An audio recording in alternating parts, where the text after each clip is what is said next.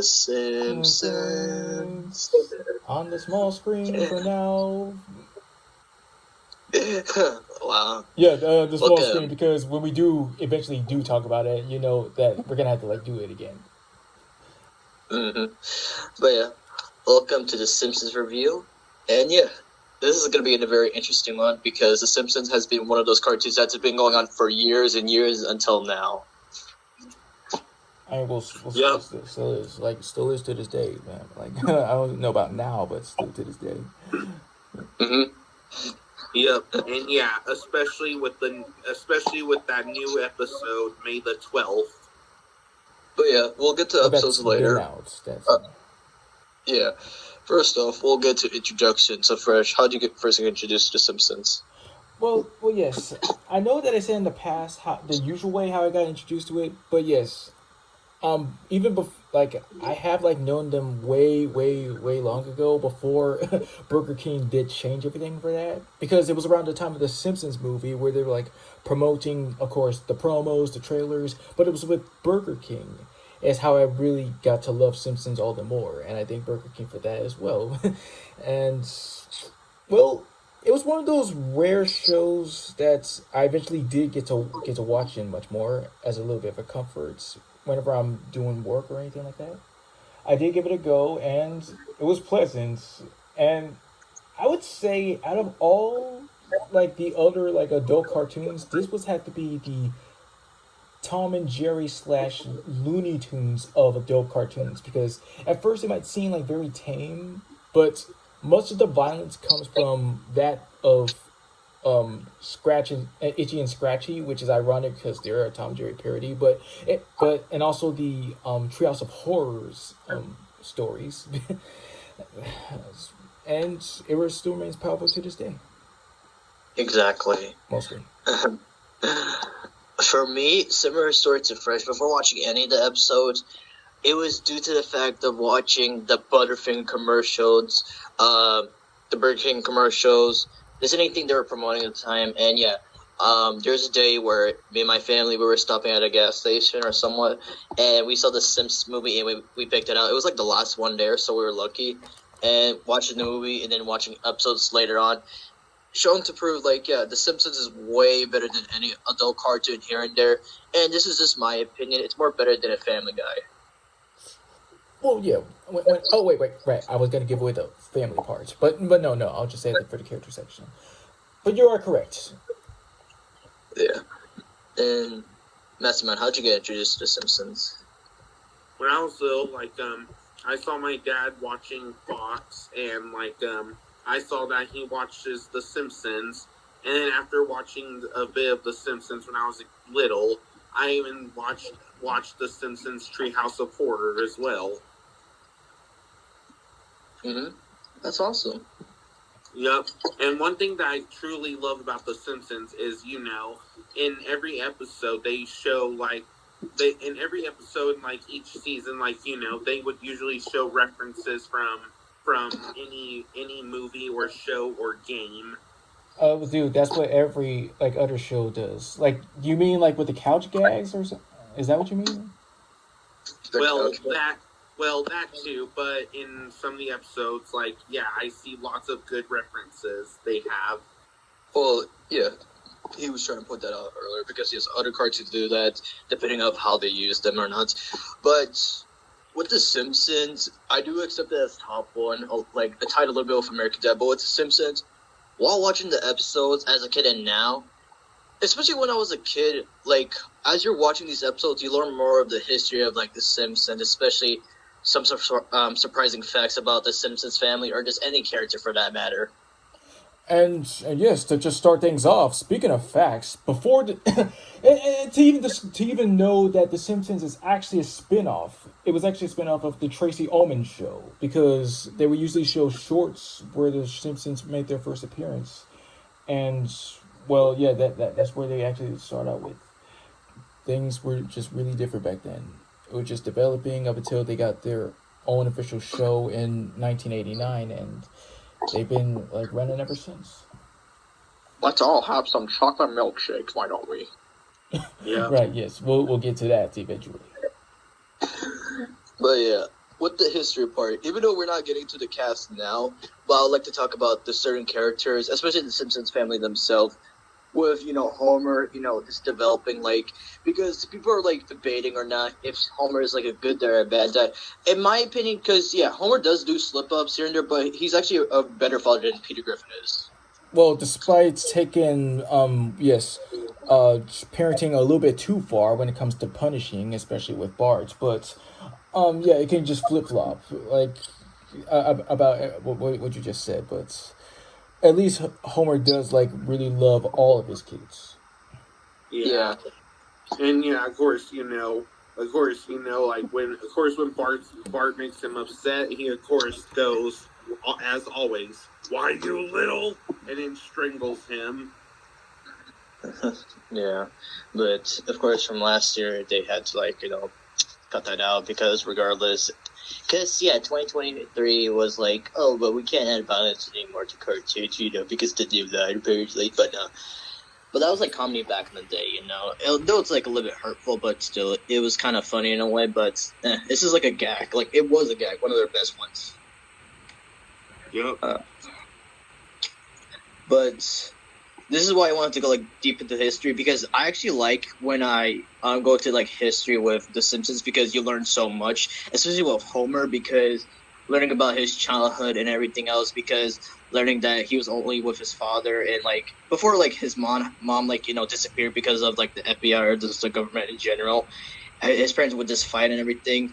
But his mom made sure that he was fed every day before, of course, she left and everything. But, in future episodes, when Homer got to see her, when he was an adult and everything. But it's sad that she died, and, yeah, this explains why Homer is what he is today. Exactly. But, Yeah. no, god dang it, I was about to give something away again. But yeah, I was gonna say also your input with Homer as a character as well. Well, we haven't got there yet. Oh, okay. Yeah, we're giving way too much away. Oh, of course, but although this is gonna be part of the episode per se, yeah, I'll just save it for later. But yeah, okay, going with Marge just being a lovely wife, and yes, out of all the moms out there, she has the nicest one of all of them. Most definitely. She does have her surprising moments because even though you have the character to be at their status personality, you can't just go. You can be multi-dimensional with them about giving them much more than just their standard character type because it's just lazy. Exactly. Yeah. And just learning more about, again, with the history part, just learning about more of her family and everything. Learning about her two older sister Patty and Selma, learning about her mom, and then learning that her dad actually died of smoking. Oh, well that explains everything now when you say that, because I kind of forgot a little bit about that. Well, it was kind of a secret that mom was keeping from all three of her children, with Marge, Patty, and Selma, and even Patty and Selma were surprised. It was dad smoke and everything. I was like, whoa, that's okay. Now I can see where it came from. Yeah. But oh yeah, I'm gonna save that for later. And then with the kids, of course, the troublemaker himself, Bart. Would you like to explain refresh about a little bit about himself? All right, well, it's no secret that Bart was literally born to be evil because, well, it was just a small drink of an alcoholic beverage into Marge. One drop that caused him to develop his spiky hair and his devilish Dennis the Menace type personality. It was all because of that, and it's no surprise that he was born on, of course, April 1st. And what else? In one Treehouse of Horror segment, it was revealed that in the twist that he's actually the evil twin, and his so-called twin brother Hugo turns out to be the good twin that was locked up out in the attic. Yeah. Yeah, Hugo innocent. Yeah, and then they all forgot about Hugo because, of course, it's part of the Halloween episode and everything. But yeah, Bart. Although yes, he's a troublemaker, but he's misunderstood in a way. Well, exactly the point. Yeah, because his catchphrase is, of course, "I caramba." In fact, that's his first words as well. Yeah. Yeah. To mention that. Yep. But as I was saying with misunderstood, because it was like the attention I'm like saying here, because the reason why he does these bad things because he just needs attention he never gets at home a little bit. Not saying well, for Marge's sake, she was not a very bad parent, but as we explained before with him and Homer's relationship as like son and father, it's kind of complicated, but there are times where they actually get along with each other, but because I'm gonna explain this in the episodes part, but there was times where I like really, really felt bad for Bart. Well, same here, but the majority of the time, he could like sometimes get a little bit on my nerves, like almost like on the same level as Cartman. I'm like, oh, now I get why everybody just thinks that he's just the actual devil of the town, like even more evil than Satan himself. But I mean, like, what else? Cowabunga, motherfucker. Yes. That's funny. Yeah. Yeah. Now moving along with Lisa. Go ahead, Fresh. Oh, of course. Well, Lisa was of course like born as the perfect child because her gifted, intelligent, the most intelligent member of the family, member of Mensa, because that's an actual place for intelligent people. Well, what else? Well, let's just say that she kind of did get flanderized to be more of a Wendy Testerberger type of character, like putting her beliefs on like everybody else. Like, oh my god, thank you for pointing that out. Yes, because again, when we explained the episode part, but no, if you've seen her like recent, then yeah, I get what you're saying there because I absolutely 100% agree with you. I mean, yes, intelligence is great. Like you could keep that for yourself, but if you just put it on like other people, it just makes you just a little bit of a nuisance and like a know-it-all, almost like a '80s brainy Smurf type of deal. But she's still, but nevertheless, she still is a decent character, and well, just means well. Yeah. Mm. And now for the baby of the family, Maggie. Maggie. She's full of surprises, I must say. True. Who would have think that a cute, innocent little baby would have like another different side of her, being on the same almost level of like Stewie Griffin of all people. But like what you said, she did have her moments to just shine. I mean, like most surprising was like when she was actually given a voice. Mm-hmm. Yeah. And yeah, of course, there were some episodes where she did talk. Yeah. Good. But of course, there is one episode about her that's popular. It's of course the episode where she shot Mr. Dude. We're keeping that for the episode parts. Sorry. It's alright, but again, that's why we're saving these for the episodes, but we'll mention that eventually, but yeah. But yeah, that's the Simpsons family, and yeah, just mentioning any other like major character, like of course their neighbor Ned Flanders. Go ahead, Fresh. Well, yes, Flanders is exactly the pure definition, the origin of the word Flanderization. Because at first he was just that typical like nice guy type of neighbor dude, like just means well. But after he lost his wife, thanks to Homer, all his character is all about just being straight up 100% religious. It's plain and simple as that. I just stop it from. But what Fresh said about Ned Flanders, I completely 100% agree, because there was like this one time, again, I'll mention this in the episode part, where Ned really surprised me with his attitude a little bit. I was like, oh my god, Ned. Yes, we all know that. I'm surprised that you got that too. Yeah. Oh my god, but Ned, even though his character went down, he still proved to be a better father than Homer is. Every step of the way. Yeah, and just loving everybody, giving everybody a chance at least, especially in the movie when we do expand the movie soon. But yeah, everything about Ned is like wow about him, and yeah. The history of Ned Flanders is because when I was doing research about him and watching videos about him, is that he used to be a troublemaker himself. But he never got punished. Actually, in one episode, what do you call it? he did get punished by getting spanked like every single day of the year. Oh, well, I must have read that wrong. So yeah, he got spanked until he finally noticed that not to be a troublemaker anymore, and that led to him just being like what he is today. Just being good at everything. Right. Yeah. But learning that also that Ned Flanders' father was a sheriff, of the town, I was like, oh, that's pretty cool. Oh. Yeah. But yeah. Oh, okay, he'll. On. But yeah, that's with Ned Flanders, and now there are other major characters, of course, with Principal Skinner. Yeah, Principal Skinner is basically the principal of the elementary school that Bart Lisa goes to, and again, this being the enemy of Bart Simpson, and this is main enemy as well. But again, with doing deep research, this is good for everybody because learning that of course, I can explain this when we do the episodes, is that he has a big ass secret, and this led to being one of the worst episodes of The Simpsons. And ruined the golden age as well during that time. Mm-hmm. But yeah, and you first? I mean, well, you basically just summed that up. And basically, it's Sideshow Bob that's his main dude. No, I'm saying that for Skinner for Bart. It's well, him being the main. So are you sure about that? Because killing a kid sounds way too much far than that.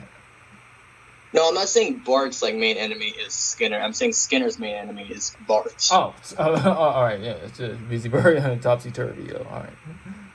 Yeah. But speaking of which, other characters. Okay, go ahead with Nelson.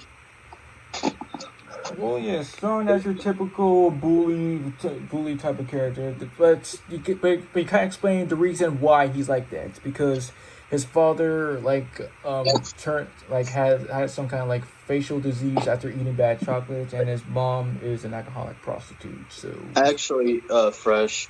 To help you out, he actually was at the quickie market, and then he he ate peanuts, which found out that he was allergic to. Well, just peanuts, not chocolate with peanuts in it. I guess Mojo lied that during that time.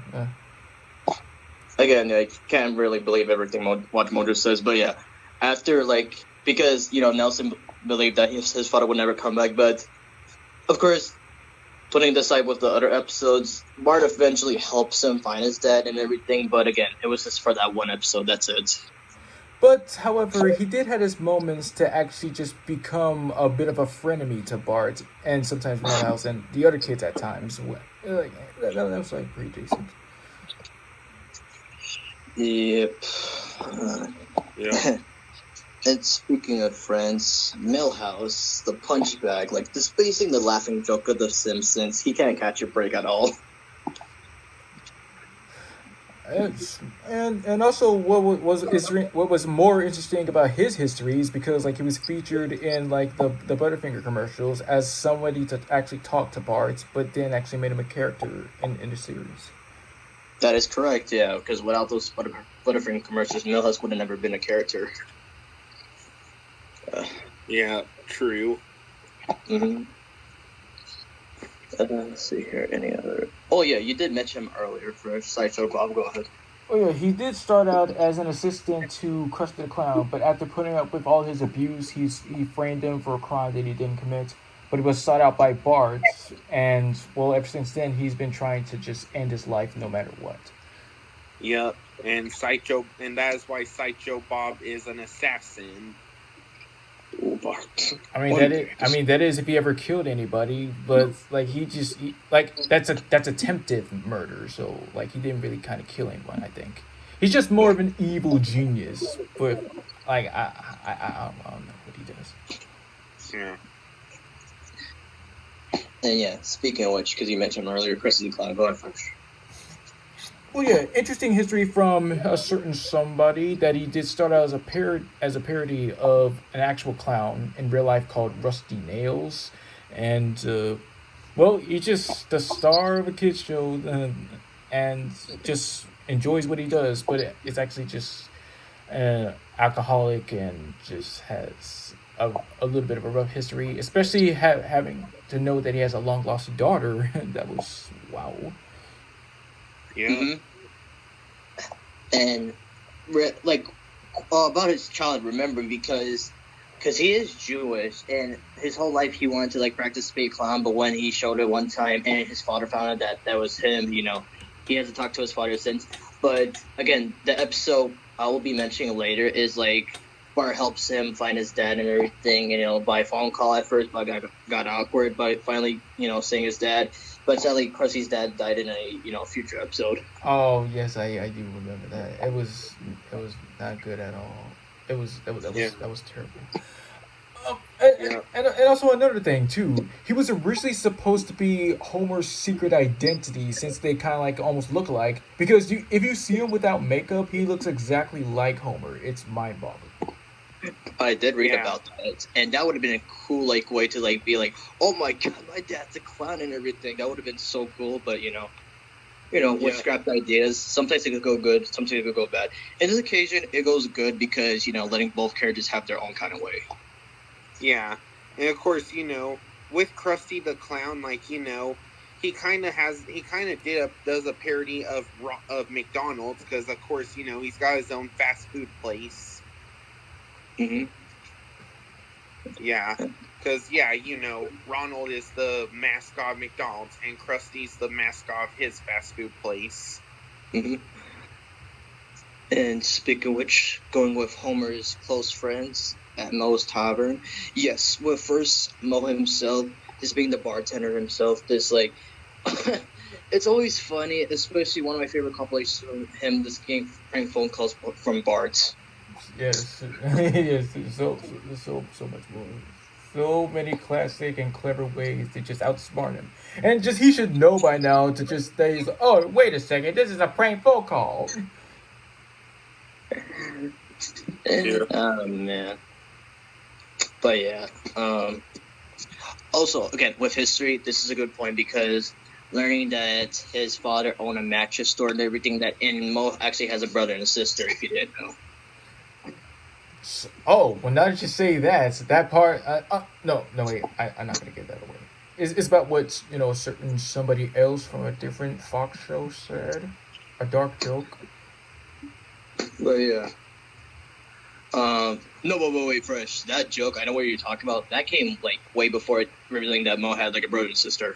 Oh, because this, I mean, like it's still freaked up though. And yeah. Moe, in a way, he's kind of like a discounted, like, even though this character came out, like, years later, he's kind of like a discounted, like, Quagmire in a way, because he tries to, like, flirt with Marge in a bit. What's even much more sad about him is he's always trying to find ways to just off himself. Yes, that is the sad part, because, yeah, it's just question was, well, like, I get it, like, being a bartender, but also having your side troubles, I get it, I mean, like, yeah. And yeah, speaking of which, the few fellas that come to the bar, like, yes, there's Barney, there's Lenny, Carl, just the usuals, and learning, like, all these guys, including Homer, like, been friends ever since they're kids. Yeah. And sure, like, you need your standard friends to be there, so there's that. Mm-hmm. Yeah, friends are always supposed to care about each other. Yep. And then, speaking of, like, friends, well, this character does have friends, in particular, Mr. Burns. Oh, dictator he is. Yeah,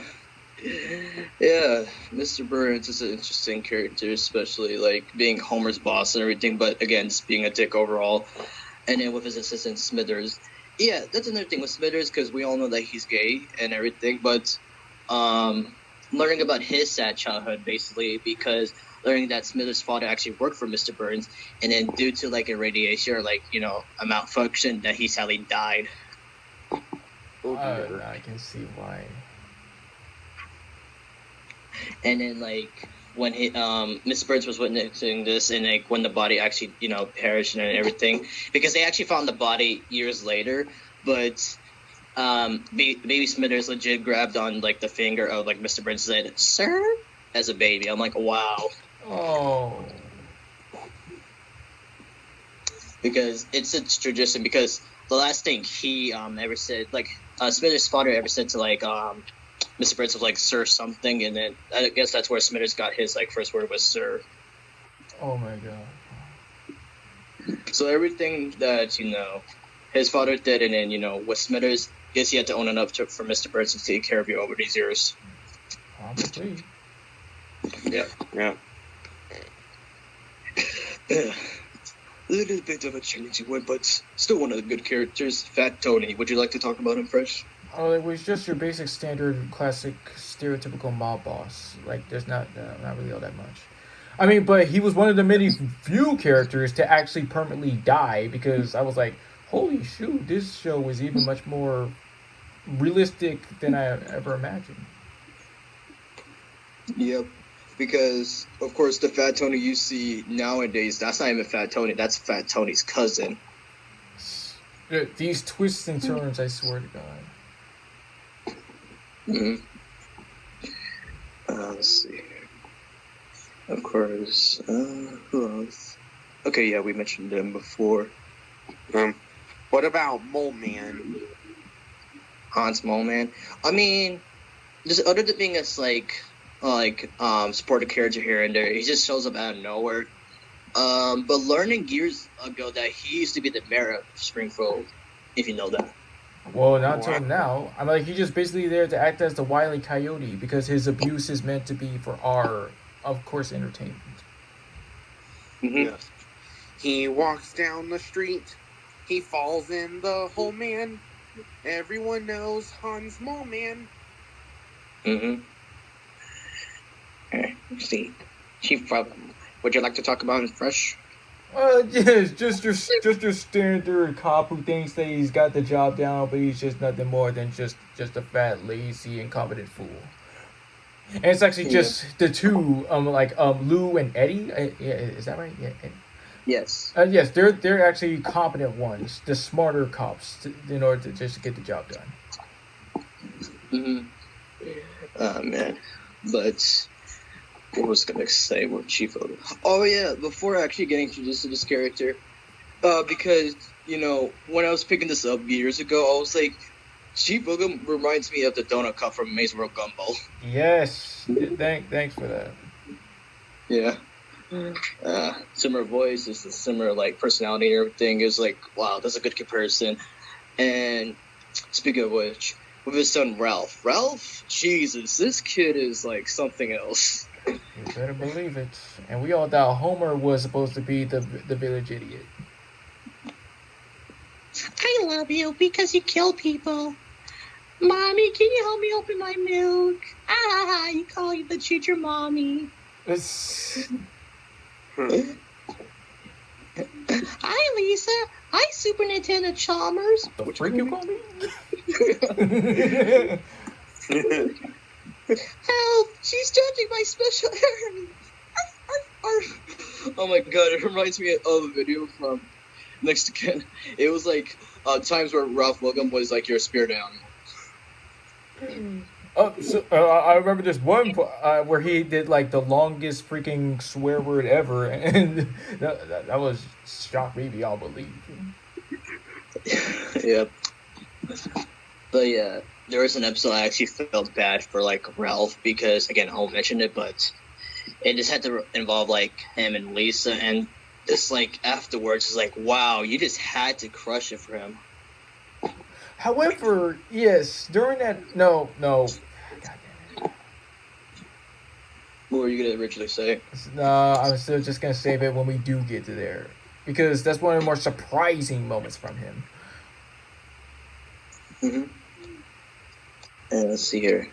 Yes, one of the nerdy ones here and there, but needy ones as well. Martin Prince. Would you like to talk about him first? Just your basic nerdy kid that just always just happens to get straight A's almost on the same level as Lisa, or maybe even more or anything.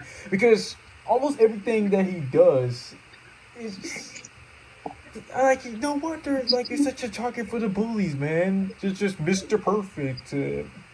That's all he is. Because I would like to add into what you were saying because, yeah, just getting beat up because legit, this kid's the teacher's kick-ass. Not kick-ass, but kiss-ass. Well, teacher's pets, yes. And everybody knows, nobody likes that. So if you do become that, then yes, you're just going to be hated by everybody. Fucking Randall from Recess. And Anyways, Melvin. yes. Let's see here. Oh yeah. First off, great character overall. Yes, one of the greatest characters because he had his funny moments, especially Apu. I mean, I'm positive that he's like still around. Like he's probably like played by somebody else, of course. Like maybe, probably, but Actually, no, Fresh. He's not around. Because he hasn't, returned. Because I haven't seen the future episodes, but there hasn't been an announcement about a new voice actor. Because ever since 2017, everything, I was like, oh shit. Because of course, I'm gonna mention him later. The actor that actually played Apu did really good with the accent. I had no issues. It's like, it's funny because non-Indians had a problem with this. I was like, why? because like it's a perfect representation. I mean, just like just immigration type of deal. Just wanted to just move to like start a new life. What's wrong with that? But yeah, just checking. And yeah, no new actor again. They retired this character ever since 2017. Oh, I don't know. Well, like again, it's just been a while, but they could have just well find a way to just work it out or something. Like I don't know. But yeah, because I know with the crew and everything. Because with certain characters, you want to bring them back or like just keep them retired. But in this situation, you can retire the character due to like controversy or just the actor like dying or anything like that. That's why you don't want to bring them back, just to respect. True, true. But nothing in this world is ever gonna like stay the same, anyways. But yeah, again with Apu, he was like one of the funniest characters along with Homer in them, especially encounters with the quick market. And like, what was your favorite encounter with him? Uh, I would like favorite one. Huh? I can't really recall which one, but I guess when Homer found the golden tickets in one of the bacon in a certain episode that we'll discuss. Gotcha. And you, Mastermind, what's your favorite like encounter with Apu? I'm not really sure. That's alright. For me, one of my favorite encounters is like when Bart and Milhouse found a $20 bill in the street, and just buying like a squishy but with no syrup. And I just like Apu's reaction, like trying to like function with it, like oh dear God and everything. Oh, if you survive, come again. Oh man. Again. Uh, again, to Apu and the actor that plays him, both are really great. Sure. Yeah. And now with Mrs. Krabappel, would you like to explain Fresh? Oh my dear Lord! It did surprise me that she was originally, of course, Bart's teacher, and well, it was just so surprising to see her developing a relationship with Skinner, but sadly passing away. And well, of course, Bart's having that one chalkboard gag where it says, we miss you," and it just like it's much more. Yes, and again, she's one of those characters that had to retire because for this situation. Because again, I'm not mentioning her name, but because the actor sadly passed away during the time in 2014. Yeah. Let's see here. Who else was I to bring up? Oh yeah, groundskeeper Willie. This is the Scottish groundskeeper at the school. He does have his funny moments as well.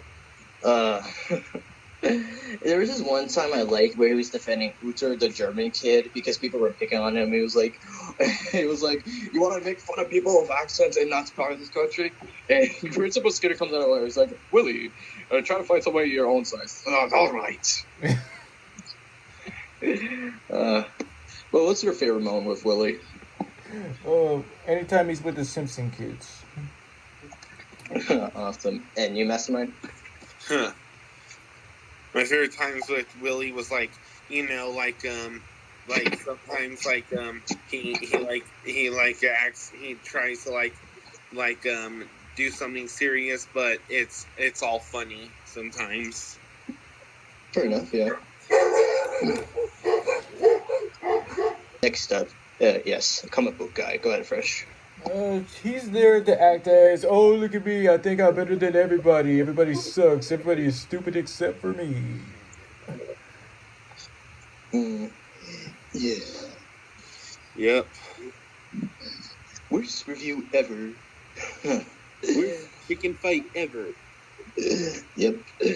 Because, yes, we do talk about this multiple times, but this reminds us of the Osman from, Fanboy and Chom Chom. So very much. Oh, man. Again, he's a funny character. Let's see here. Who else should we just mention? Does anybody this major or anything like?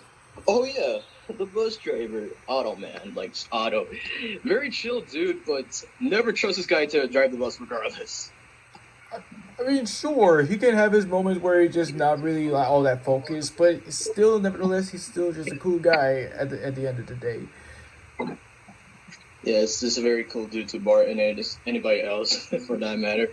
Oh man, because again, there's an episode with him that I especially like, but yeah. But again, this thing, because yeah, even though he's a cool dude, again, it's just like the safety of the kids, because there are times where like he gets a little bit high or anything like that, and it's like questioning about why is he even driving the bus? Yes. Yeah. Let's see here. Who else? How about Itchy and Scratchy? Or should I say Tom and Jerry? The 18 Scratchy Show. But yeah, again, this is Tom and Jerry, but with violence and this wow. I mean, like Tom and Jerry wasn't violent before. Like, no, this is Tom and Jerry on steroids. That's what that is. Yeah. Yep. But instead of getting defeated, you're actually getting killed. Jesus. Oh my God. Yeah. Imagine if Tom and Jerry had a death battle between them, then I honestly think Tom and Jerry will win because they're like unkillable. Sure enough, yes. But out of the two, which one's your favorite from both of them? I can't really decide. Both of them are just really, really hilarious. I do like both of their voices, and well, that one part in the Simpsons movie was, of course, hilarious as ever. Yep. Yeah, they're pretty hilarious and funny. Awesome. Let's see here. Any other main or supporting characters? I'm checking. Oh yeah, Dr. Hebert. What I like about this doctor, even though he gives shocking news or anything to make more suspense to the episode, I just like his laugh overall. Well, it's one way to stay optimistic, to just greet everybody's day, whether it's serious or it's just a daily checkup, wherever the case may be. But again, around the time in 2020, he was one of the few black characters to get recasted. And yes, it's a great choice. Yeah, because I agree. At first, because we know this well-known voice actor, very cool dude, God bless him, but, because with 2020 and this, casting obvious black actors for these black characters, but when I heard, this certain actor's version of Dr. Heber, I was like, okay, yeah, you worked out really good, nice. Let's see. Oh yeah, Fresh. Would you like to mention Nelson's posse? I mean, well, they're occasional friends. They're just Jimbo, Dolph, and Kearney. Yeah, they're school bullies, and they're the generic bullies that just pick on anybody who's weaker or smarter than them. That's their whole shtick. But out of the three of them, one shocked me the most. It was Kearney. Yes, turned out that he's actually an adult and he has his own son, and it was just shocking for me, if I am correct about that. Yes, he is, because it was revealed in one episode that him and Otto actually went to the same elementary school. No, really? Yeah, Yeah, because what do you call it? Martin was telling Otto was like, "Excuse me," like because Kearney took like Martin's like trombone away, and he was hiding it, and Otto was like, "Kearney, why are you even in the school anymore? We went to like elementary school," and then Kearney was like, the school system failed me and everything." Incredible. And there was one time where actually got to saw his kid because he was talking to Millhouse, and I see his son, and it was really sad what he said. His son was like, "I sleep in a drawer." I was like, "Oh my god!" But like again, when we do mention certain episodes, there was a future episode where like he actually turned his life around. Well, that's good. Yeah. And let's see here. And yeah, from your side, Fresh, any more like side characters or main characters you want to explain?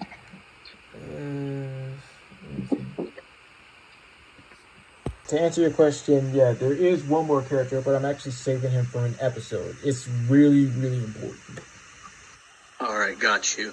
And yeah, that's basically the main basis of like every main side or like this minor characters of The Simpsons. And now to the episodes. Let's go. All right.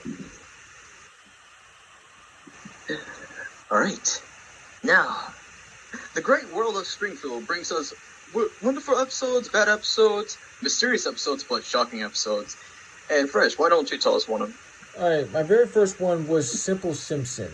And this focuses around after seeing the rich Texan like picking on Lisa, Homer takes upon himself as this superhero identity of Pie Man. And well, yeah, I basically do just like superhero episodes in general, as part of non-superhero related shows. Because like yeah, a lot of our shows like. Even though the actual genre is much more exciting than the actual episodes themselves, but it's still a little bit of something in it. But anyway, Homer just keeps going around just pieing people in the face if they're like bad or anything like that. But he's caught up in a little bit of a web with Mr. Burns, who forces him to just follow his every word, or he'll tell everyone his whole secrets. So when he demands him to pie the Dalai Lama, Homer takes upon himself to just reveal to himself that he is the Pie Man, but nobody believes him. Except for Marge, because since he saved her life earlier and they shared a Spider-Man related kiss, she knew that it was him the whole time.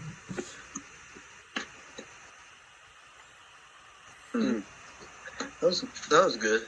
I mean, with mine, because I did explain like with the commercials and the movie, I don't really remember my exact first episode, but to top this off, and I'm very sorry to say this bad episode, but we did mention this earlier, was like learning about the real Principal Skinner. I mean, why would I be shocked about that? I mean, No, I'm just saying that. Sorry to anybody that's watching this later on, because again, it was like one of the worst episodes of The Simpsons. I mean, yes, go on.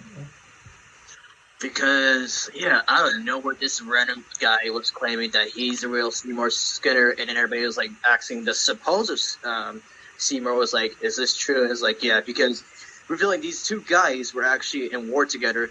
But, yeah, to find out that this Seymour, his actual name is Armin, and, basically what happened is, like, going to war and everything is, like, he thought he died or something. So Armin was supposed to tell, like, Agnes, like, about the passing of his son, supposedly, but because how Agnes, being old and everything, thought that was Seymour, and to keep off his honor and everything, he pretended to be Seymour Skinner for like many years. So again, the golden age dead from there. Yep. Because at the end of the episode, well, actually, I'm gonna explain more about this because Armin actually quit as the principal because now that everybody knows the truth, they want this, Seymour Skinner to be the principal. But it doesn't really go the way they liked it. They demanded it, like Armin to come back as Principal Skinner and everything. And yeah, the episode was stupid overall because at the ending they just drove that Seymour Skinner out of town. Right, well, status quo is God. Nothing ever like stays the same at the end most of the time. Mm-hmm. I mean, I'm like everything goes back to the way it's supposed to be. Like God. Yeah. And Mastermind, do you want to mention the episode that you said earlier? Yes, there is one episode that was popular that everybody knows, and it's the episode where Maggie shot Mr. Burns.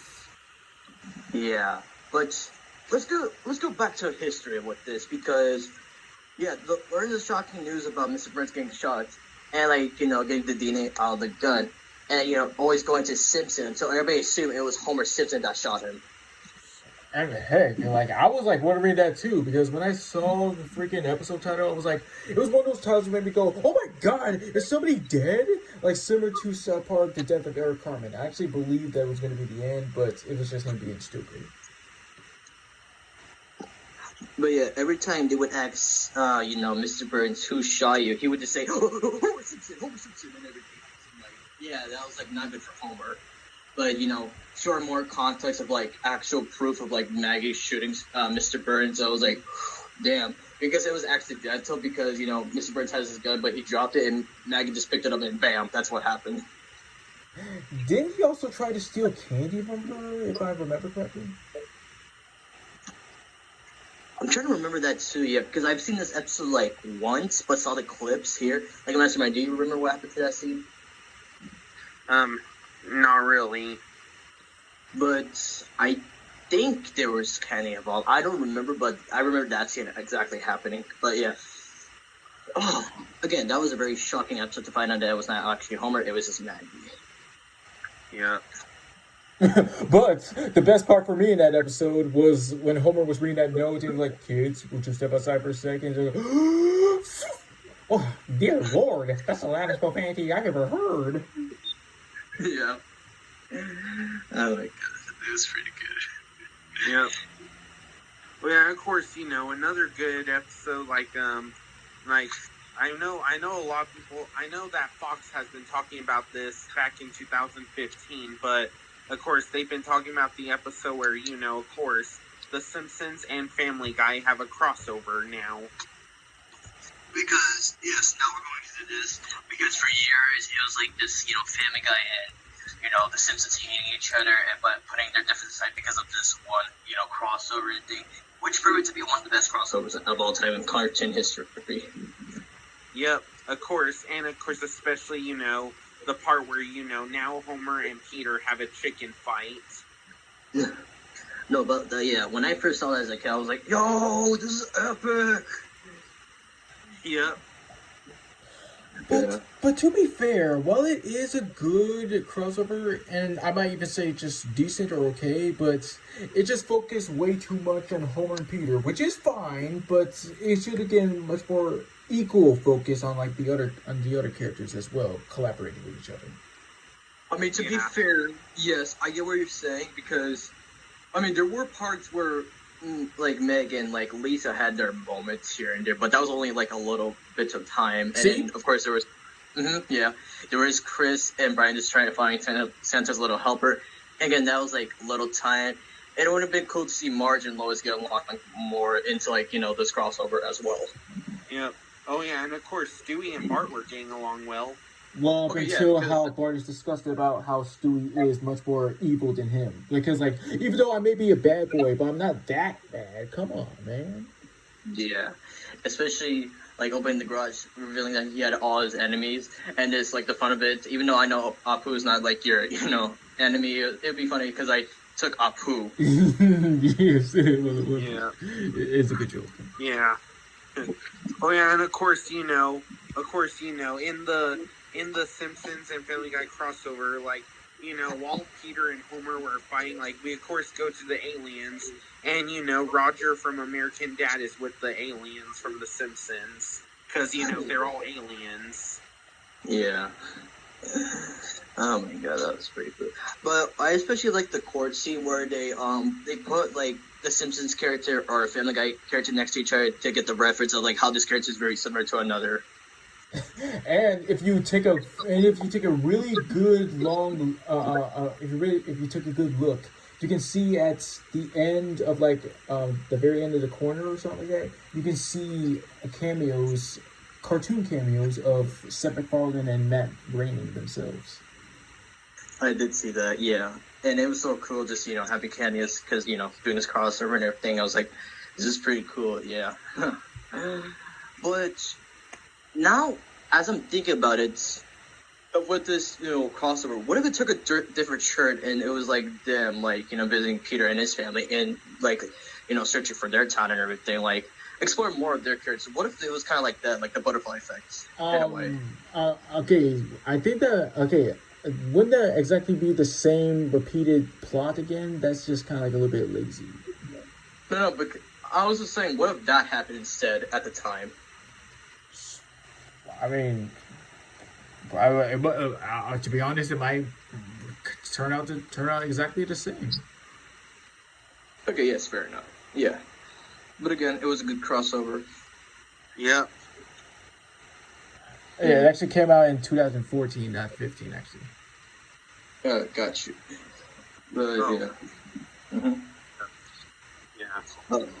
Yeah, and of course after that, of course, I'm not sure. I'm guessing this either came out in 2015 or 2016. But if y'all remember, there was of course the episode where the Simpsons entered the Lego universe. I do remember seeing that. Yeah, that was very cool because the population of the Lego movie coming out in 2013. So because remember episodes take production, so this is years ahead or stuff like that. So it was oh wow, they actually did this. Yep. And yeah, it turns out I think they were enjoying everything being made out of Legos, but unfortunately, that was something they realized there was one thing they didn't know while they were in the Lego universe. They were Homer said that he was in the world where nothing was made of Legos anymore, and that was the normal world. Mm-hmm. Excuse me. But yeah, again, good episode. An episode that I watched way back ago was The Day the Earth Stood Cool. It was an episode back in 2012. I didn't exactly watch it from that year, but it was an episode that came out on Fox. I was watching it. It's basically this new family that moved in. Yeah, the father's name was Terrence. The mother's name was Emily, and their son's name their name is T-Rex.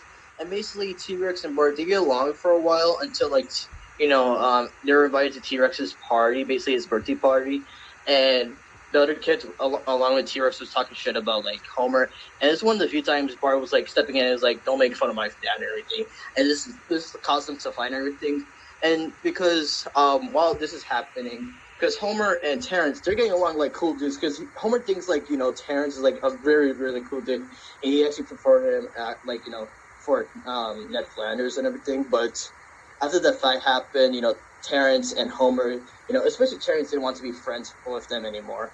And reminder, Terrence and Emily, they're hippies, so I get why they're this kind of way. Oh, well, this is surprising. Yeah. But yeah, it was a pretty good episode, especially finding out who voiced T-Rex in the episode, but yeah. Another one from you, Fresh? Well, yeah, the important one that I discussed before, Homer's enemy. When you hear about this, it's so. Alright, so it first features a story about a man named Frank Grimes who has the worst life that you could ever possibly imagine.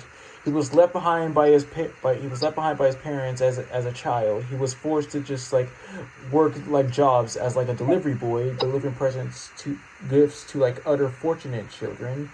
And he was blown up in a silo in his 18th birthday, if I remember correctly. He devoted all his time to just study nuclear physics, and let's just say he's just portrayed as a realistic person in the Simpsons universe. He's actually aware of the crazy things that happen, but nobody actually just notices it, And so he after Mr. Burns was seeing that story, he decides to just have him work at the power plant. But he immediately forgets who the guy is. He was given his position to a dog who's some kind of hero dog. So he's put in Homer's position where he gets really irritated by how Homer is, and he questions how Homer is able to just keep his job despite being an idiot. And the the very seconds that Grimes saves Homer from drinking sulfuric acid, he decides that they are enemies.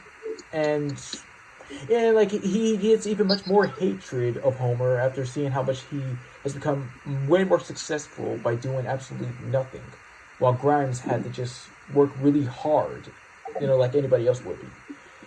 Just wishing to have a much more better life than anybody else could have. So he decides to expose Homer for just being, an idiot by tricking him into a child, building contest, something like that. And like after he had enough, after seeing Homer win, he loses his mind and accidentally just has him kill himself. And at the very end, at his funeral, Homer unknowingly has everybody laugh at his funeral because he fell asleep.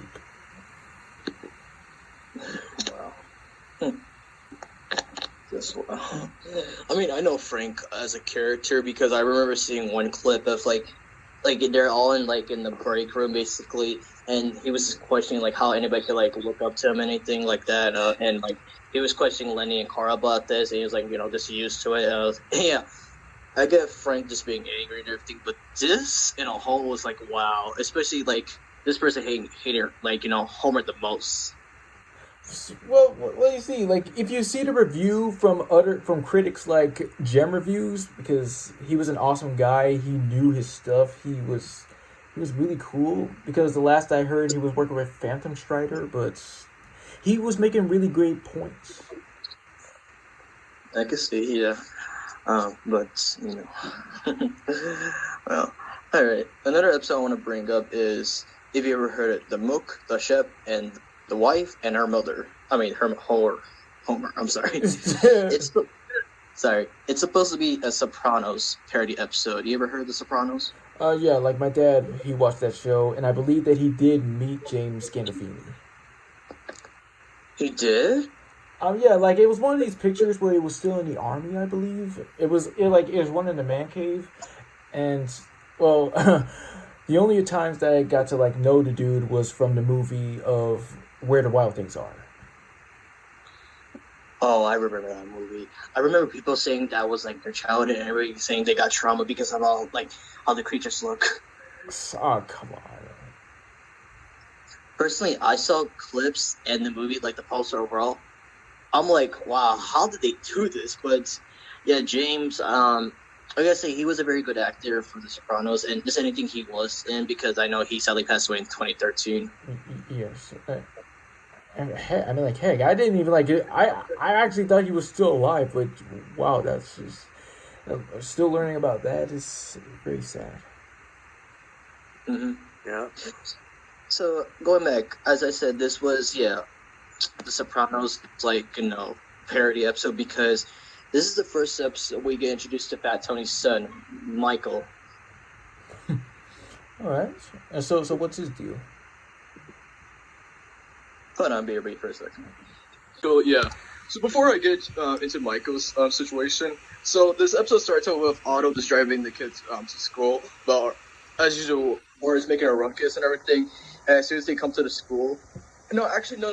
Before they actually came to the school, there was a band that Otto actually looks up to. He wanted to help them out so bad, but the bad thing is Otto's out the bus. That's a never good idea, because Bart took the bus to drive for himself. Oh, because of course it would. And yeah, as he turns around, Hans Moleman actually gave the band a ride, and revealing that Hans Moleman actually slept with one of the band members' grandmothers. So that's a win-win apparently. But yeah, going back to the school and everything. Otto sees Bart, and he actually spanked him. And Skinner sees this. He's like, Otto, you're suspended with pay. He's like, no. Oh my God! I remember now. Yeah. I was like, wait, Otto, why are you saying no? You're getting paid at the same time. I mean, come on. It's supposed to be funny when you subvert something you expect them to do, but they do the opposite. That's how comedy works. But yeah, because of this, since Otto's suspended from this, now every parent, certain parents, have to do carpool for the kids. Especially Marge, yes. Yeah. So Marge is carpool, and pick up certain like the students and everything, and they go to like this big mansion that's owned by Fat Tony, and like Michael gets picked up, and yeah, and everybody's shocked when they see Fat Tony like come out the mansion because Michael forgot his math book, and then now everybody's scared of Michael apparently. But the thing is, Michael's a very innocent kid. He's actually really shy. Ah. Because since everybody knows that his father is Fat Tony, everybody at school is trying to avoid him. And there was this comment where he was in the hallway, and Ralph was like, his daddy put a bullet in my daddy. And my daddy had to, like, eat from, like, a tube or something like that. I was like, oh, Ralph. Oh. And, yeah. What do you call it? Lisa's the only one that's not afraid of, Michael. She's actually trying to make friends with him. And revealing that Michael's actually a good cook. Go on, if you were to say something. Oh, no, I'm just like, had to breathe. Oh, okay. So, yeah, revealing that he's a good cook, and, Lisa's trying to encourage him to tell, Fat Tony that, you're a very good cook, but he's like, he doesn't want to tell him because, he's afraid that, he's not going to accept him, whenever, he gets the chance. Because Fat Tony's idea is, like, for Michael to take over the business and everything, but he doesn't want to. But, yeah. There's a scene. Okay, yeah. So next is Fat Tony's trying to carpool the kids, and he's while he's driving, he comes across like another mob, a mafia boss, and yeah, they're trying to come across Fat Tony, but lucky enough, Mill has had 2 binders with him, and yeah, throw out the tires and everything, got the kids to school and everything, and what do you call it? There was a scene where Fat Tony actually invited Marge and Homer to his mansion to have dinner and everything. And yeah, that was pretty good and everything. And yeah, this is an episode where I found out, oh wait, Fat Tony's a widow. That makes sense why I don't see the mom here. Oh. Yeah. But yeah, again, this is where Lisa's trying to encourage Michael, and he actually makes this for everybody. And this is a bad timing because this is where Fat Tony, his mafia gang comes across, and Michael's revealing that he actually made them, but. Everybody, including it in the mafia boss, was laughing, and Fat Tony felt embarrassed by that. And I was like, oh, Michael, too sad. But there was a scene where he actually got shot by the other mafia, and what do you call it? Since Homer and Bart were so good friends with him, quote unquote, they actually take over for him as the mafia bosses. Well, that's good. Whatever works. Yeah. And, just using it to their power. I read this one scene where Marge was outside. She was like, where'd you get that? It fell out of a truck. And then Homer comes around. He's like, it fell out of a truck. I was like, truck this. But yeah, towards all this, just using violence and everything, especially, using these kind of violence with Krusty and another person because they haven't paid Fat Tony the debt he owes. But yeah, towards all of this, don't remember that much, but I remember the ending where now Michael has to take on for temporarily, but I was really surprised where he actually denies being Lisa's friend anymore, and he actually takes over the business, and now he's a new man. Well, yes, everybody deserves a chance to redeem themselves. But yeah, this is feeling bad for Lisa for a bit because she just lost a friend that actually thought he would be a very good person, but no, just his father. Yeah, I feel bad for Lisa. Mm-hmm. But yeah, that was a very interesting episode. And that's any episodes from you? Yeah, of course, if y'all of course, if y'all are we allowed to talk about the Treehouse of Horror? Yeah. Yes. Okay, yeah, I didn't know we were going to talk about it, but yes, what my favorite Treehouse of Horror episode I loved was, I'd say it was definitely the new one from 2017 because they did a parody of Coraline in there because basically in this one they name it first they do the first act they do is called The Exorcist, and they do Cora Lisa, and the last one they do is Homer. Oh wow. Yeah. Yeah, since we're in this topic with the treehouse horrors, because one of my favorite skits from like these kind of episodes was like when Ned Flanders was portrayed as the devil, and the only thing he tells Homer is don't eat the last piece of donut, which he did, and now he's in hell, and Turley is eating donuts over and over. But that's not no punishment. That's actually enjoyment for like Homer. Because of course it is. And, Yeah. What do you call it? And what's one of your favorite skits from the treehouse horror fresh? Well, yeah. What can I say? Let's see. What are my personal favorites? I guess would have to be the Shining parody of the which is an all-out Shining parody. Like everything about it is just awesome. I just really like the Treehouse of Horror like episodes in general. I haven't really seen all of them, just specific ones that I think are the best for me. But who knows? Maybe next October I will just give him a shot. But with the one thing that's important for me, of course, the coolest thing is, of course, like J.T. Quintel, creator of regular show, his Terror Tales of the Park episodes were inspired by the Treehouse of Horror episodes. So yeah, it's a win-win. Yep. Oh, and also in the Simpsons Treehouse of Horror, they even did a Stranger Things parody. Like, they called it Danger Things. And plus, Lisa was 11. Danger Things. That was an episode of Henry Danger, actually. Fun fact. But it actually referenced Stranger Things. And yeah, wasn't there an episode also dedicated to the South Park with Stranger Things? I think it is. I mean, like either like Stranger Things or It or something.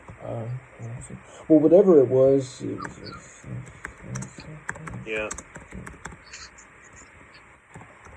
And of course, yes, in the Simpsons Treehouse of Horror, they of course made the Demogorgons talk. Which is the normal, because in the show it doesn't actually talk. Listen, I haven't watched Stranger Things like that, but I know they're not supposed to talk like that. Yeah. And of course, as we all know about Demogorgons are not just one of the monsters in Stranger Things, but they're also the face of Stranger Things, because we've all known them really well. Mm-hmm. It turns out you are right. The South Park episode Splatty Tomato, it referenced both Stranger Things and It. And I gotta take this. Oh wait, not yet. Never mind. Go ahead. What do you call it? One of my other favorite Treehouse of Horror skits was like when Principal Skinner was getting these certain students and cutting them up to make food. First, it was like Jimbo making like these Jimbo burgers and like sloppy Jimbos actually, and they got Uter, and like everybody was having like a kind of a German day like with their sausages and everything, and questioning, and then finding out Principal Skinner is actually taking these students and cutting them off, and like Marsh is getting concerned about this as well. I was like, wow. I mean, not really concerned, just being like, yeah, kid, you're old enough to handle this by yourself. It's like, what? Why would you do what you say? Yep. Right, thank you, but yeah, and plus in that episode, of course, that was something that now we all know what they've really been doing to all the kids, because that was something they found that giant meat grinder. Well, that was just for Halloween. Like, that wasn't just there like all that time. Yeah. Oh, and also, by the way, like, my favorite parody from the Treehouse of Horror, like, with Coralisa, like, it was different compared to Coraline, because, Coraline got a doll, but Lisa didn't get her doll. And unlike Coraline, Lisa chose to stay in the Button Eye world, and they let her sew buttons on her eyes. Well, yeah, that's the purpose of parody. I mean, yeah, it reminds me of the parody of Doraline from Mad. Yeah. What do you call it? Oh yeah, because we did mention this earlier, but we didn't fully explain it. The Treehouse of Horror, like, where we found out Bart has a twin brother. So yeah, the kids are getting suspicious because they're hearing noises in the vents and everything, and there's like signs of like Homer or like Marge like bringing food like up to like the attic. And just curious, they actually open the attic and learning that that Hugo's actually in prison, and then Dr. Keeper comes out of nowhere and explains that the birth history of like Bart actually having a twin brother. They were joint twins but got cut off, but revealing that one is bad, one is good, and they actually got the wrong one. Assuming think that part was the good one, and you what was the bad one? What was actually reverse? Well, again, it's a good twist. Yep. Yeah, and also the parody, Homer. Like, to be honest, I don't know what exactly that's supposed to be a parody of, but of course, I know in that one, Homer cannibalizes himself. Jesus. I remember that one. Yeah. Yeah, and if I want to be honest, I don't know what exactly it's supposed to be a parody of, but here's what I know about that. In that parody, not only does Homer cannibalize himself, but after cannibalizing himself, he realized now he made a big mistake. But that was till then suddenly he met a famous chef, Mario Batali, and then suddenly Homer said that he failed as a man, but he succeeded as an ingredient. Yeah. It says here that it's a parody of a Stephen King book called Survivor Type. Oh, Okay, yeah. I remember that, yeah. What do you call it? I remember this once, 3 hours of horror skit where it was, Marge basically did this thing, making a deal with, like, this Mo kind of demon kind of dude. And because, actually, no, it started with Patty and Selma doing this, and Marge was, like, saying stop it and everything. And then, basically making a deal saying, like, the Mo demon guy was, like, saying, hey, in a few years, I'm going to take one of your favorite child. And that favorite child revealed to be Maggie. And yeah, she was basically asking, "Is there another way we could do this?" And then the Mo devil was like, you have to, have sex with me, not you, Homer." I was like, damn. dang. It was kind of like a 3-way because he invited someone else, and as soon as like the camera got covered with the shirt, both the devils were like, "Oh my god," because Homer was doing something bad. Well, thanks for the update about that. Yeah. But yeah, speaking of holidays, the Christmas ones. One of my favorite ones is this was actually a Christmas Sauce future episode. Oh, wait a second! Don't tell me. If you want to say it, then I have to point it. Oh wait, tell me did this start out with like a photo? Is it like some photo of like seeing them just grow, especially like Bart and Lisa and Maggie like getting older and Bart? Yes. Yeah, I might have like seen that one time, but you can go ahead and explain it because So yeah, it's one of my favorite ones because now everybody's grown up and everything, but Maggie is now a famous singer. Lisa's doing good for herself now. She's married to Millhouse and has her own daughter. And Bart, just being funny enough, he has an apartment, but in the school, and his landlord is Skinner. And the first thing he says to him was like, "Bart, I better get the rent. You're 2 weeks behind." And biology, assignment that was due 30 years ago. I was like, 30 years, damn! Why so basic with that? Yep. Oh yeah, I totally remember that episode, and honestly, I felt like, of course, I could tell Bart's kids didn't like him because unfortunately they didn't want to go spend time with him, but their mother said they have to, but Homer was giving them more fun. Yes, that's exactly what happened, because I'm gonna elaborate what he just said, because before teleporting, they were like, it always smells like dog. There was never a no dog. And, Bart is lying, knowing that, not knowing that his kids actually can read minds now. He was like, yeah, I'm just gonna drop this kid off at my mom's house. And the kids were like, no, we can read minds now. Damn it.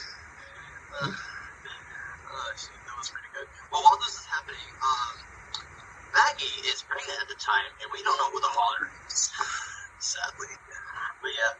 And the whole time, while she's trying to get a word out, somebody's interrupting her. I was like, oh my god, they're doing that? yes, let's just make a joke about how many jokes we can make to have the character not talk at all because it'd be funny. Blah blah.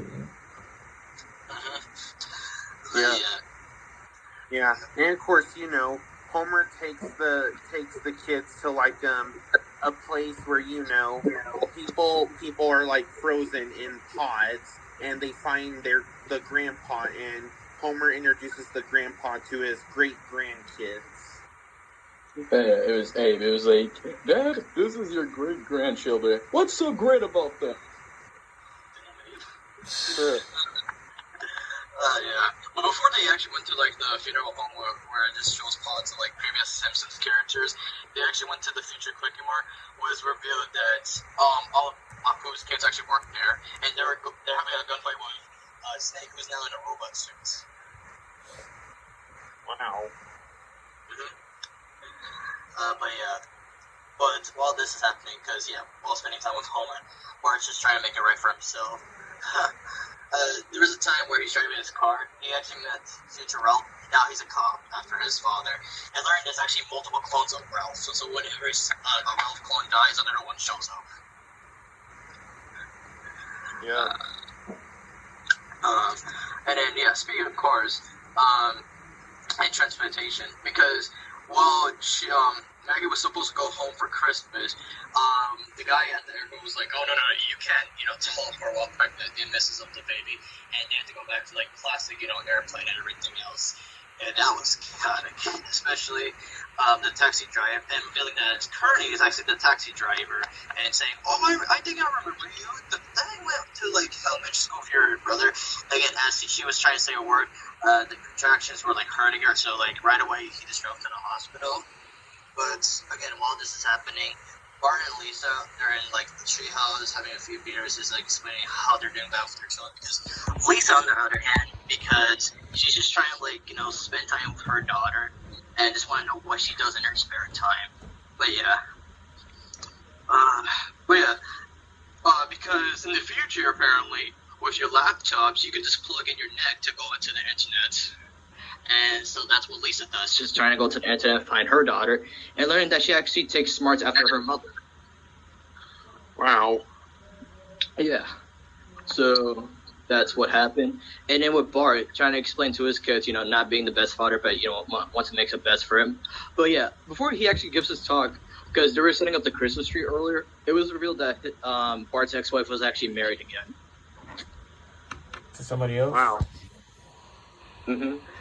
And around this time, Lisa gives birth to a baby, and now she makes it home, and then everybody is like there, Lisa and her new baby, Bart and his kids, Lisa with her daughter, and Homer, Marge, Patty, Selma, and now if you're wondering where Milhouse is, he got sick and everything, so he had to stay back at their house. So but I can say that was a good Christmas special. Yeah. Yeah. And of course, since now that we're in 2024, we of course got the new Disney Plus short of The Simpsons, May the 12th Be With You, which is a Mother's Day special. Where they bring in all the Disney/Pixar moms into this. This hasn't be necessarily moms, just also mother figures for that matter. And I did see that. It was so funny. They actually reference and cameo with Bob's Burger and Family Guy. And King of the Hill. Yes. And there was this one scene where Stu was cursing at, Homer Simpson. Yeah, that was funny. And of course, with all the Disney characters around, honestly, at the Moe's bar, that was clever what they did. They used Ralph and Maui as bodyguards because, they're both big and strong. Mm-hmm. Yep. And of course, since this was the Mother's Day special, this was also the first time they did a Simpsons crossover with Bluey. Yes, because we're relatively new at the time, but although I didn't see the full special, it was pretty good when I saw clips. Yep. Let's see here. And of course, I know Fresh mentioned who the voice actor was that voiced Darth Vader. Even though what? We're gonna mention him later. That's all. Okay. Yeah. But speaking of other holiday related episodes, just specials, I want to go to that episode where it was the Valentine's episode with Ralph and Lisa, because it started with elementary school and everybody's getting their Valentines, and Ralph, being the sweet boy he is, he actually wrote a couple of Valentines to anybody, but he doesn't receive any, and then he started crying, and then Lisa sees this, and feels bad for Ralph. So she gave him a Valentine card, and it says, "I choose you." Yeah, and that was very sweet. What Lisa did, and now Ralph assumes that now they're boyfriend and girlfriend, and he's doing tons of nice things for Lisa, but Lisa's getting weirded out by it because again doesn't want him as the boyfriend. Yeah. But yeah, of course Ralph invites Lisa to this Krusty the Clown show around that time because it was a Valentine's special, and yeah, in live TV saying I'm not your girlfriend, and oh my god, I felt bad for Ralph forever from that. Huh. You bringing that up again. I it. Kind of sounds like it sounds similar to that one Family Guy episode. What was it called? The kiss scene around the world. Yes, where Meg kind of said a similar thing with Neil, and he tries to off himself, but James just get a little bit testy. Yeah. Mm-hmm. And yes, of course, there's other episodes I want to talk about, but just gonna keep it short. Another episode I would like to talk about, this last one from my side, is when Homer found out that he had a long lost brother that's named Herb.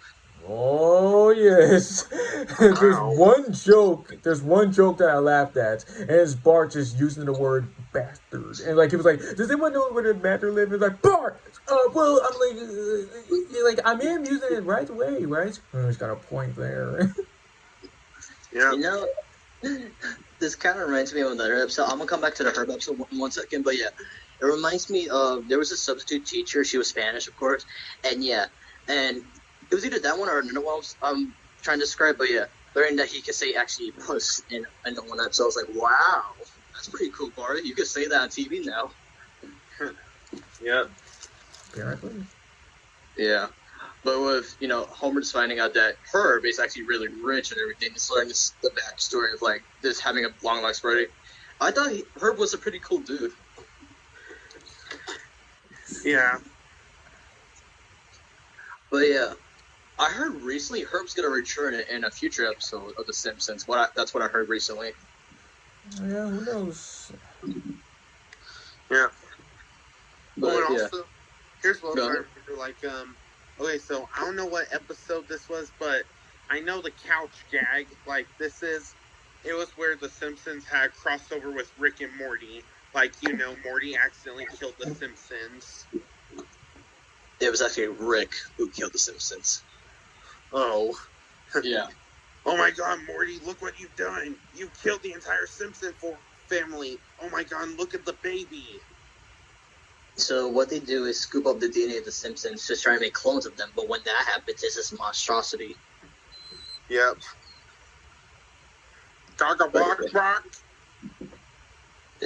Yep. And going back to the Herb episode, so yeah, I know first you explained your favorite joke, but what did you thought of the episode overall? Oh, I mean, yeah, it was still just surprising to just know about Homer's long lost brother, about how they just just try to just connect back with each other. Of course, just seeing if you got some animosity or some straight up love that you just you can just get to know them more about what they've been through. Yep. And okay, from your guys' side, what is one episode you want to talk about fresh? Well, I mean, the one that started it all, the first ever episode, which is, of course, yes, a Christmas one, Simpsons roasting on an open fire. It just starts, establishing every character that you ever wanted to just, that they present. They were just going through some hard times about just going through the holidays, subplots. I mean, of course, Bart wastes all the money on a freaking tattoo that they had to get it removed with lasers, and in order to get it back, Homer takes his time as a mall Santa, but that was a little bit of a bust. He then gets advised by Barney to enter in a dog racing competition, but it turns out that Santa's little helper failed. He ends up as the new pet of the Simpsons, and everything just goes as good as you expect them to be. Happy ending. And at the very end of the episode, everybody's singing Rudolph the Red-Nosed Reindeer, and Lisa and Bart always just coming up with uh, filling in the lyrics, kind of like a light bulb, or but at the very end, Homer strangling Bart like, "You'll go down in history like a tale of the heart." It's hilarious. Yeah. But what's even much more impressive is that if The Simpsons were ever to end, it would have the first episode to be the very last episode. So that way, The Simpsons would loop forever. Wait, I've heard of this before. Yeah, because what do you call it? The show Arthur did a similar thing where it ended up Arthur making the book about him, Arthur, and it starts out with the first episode at the end.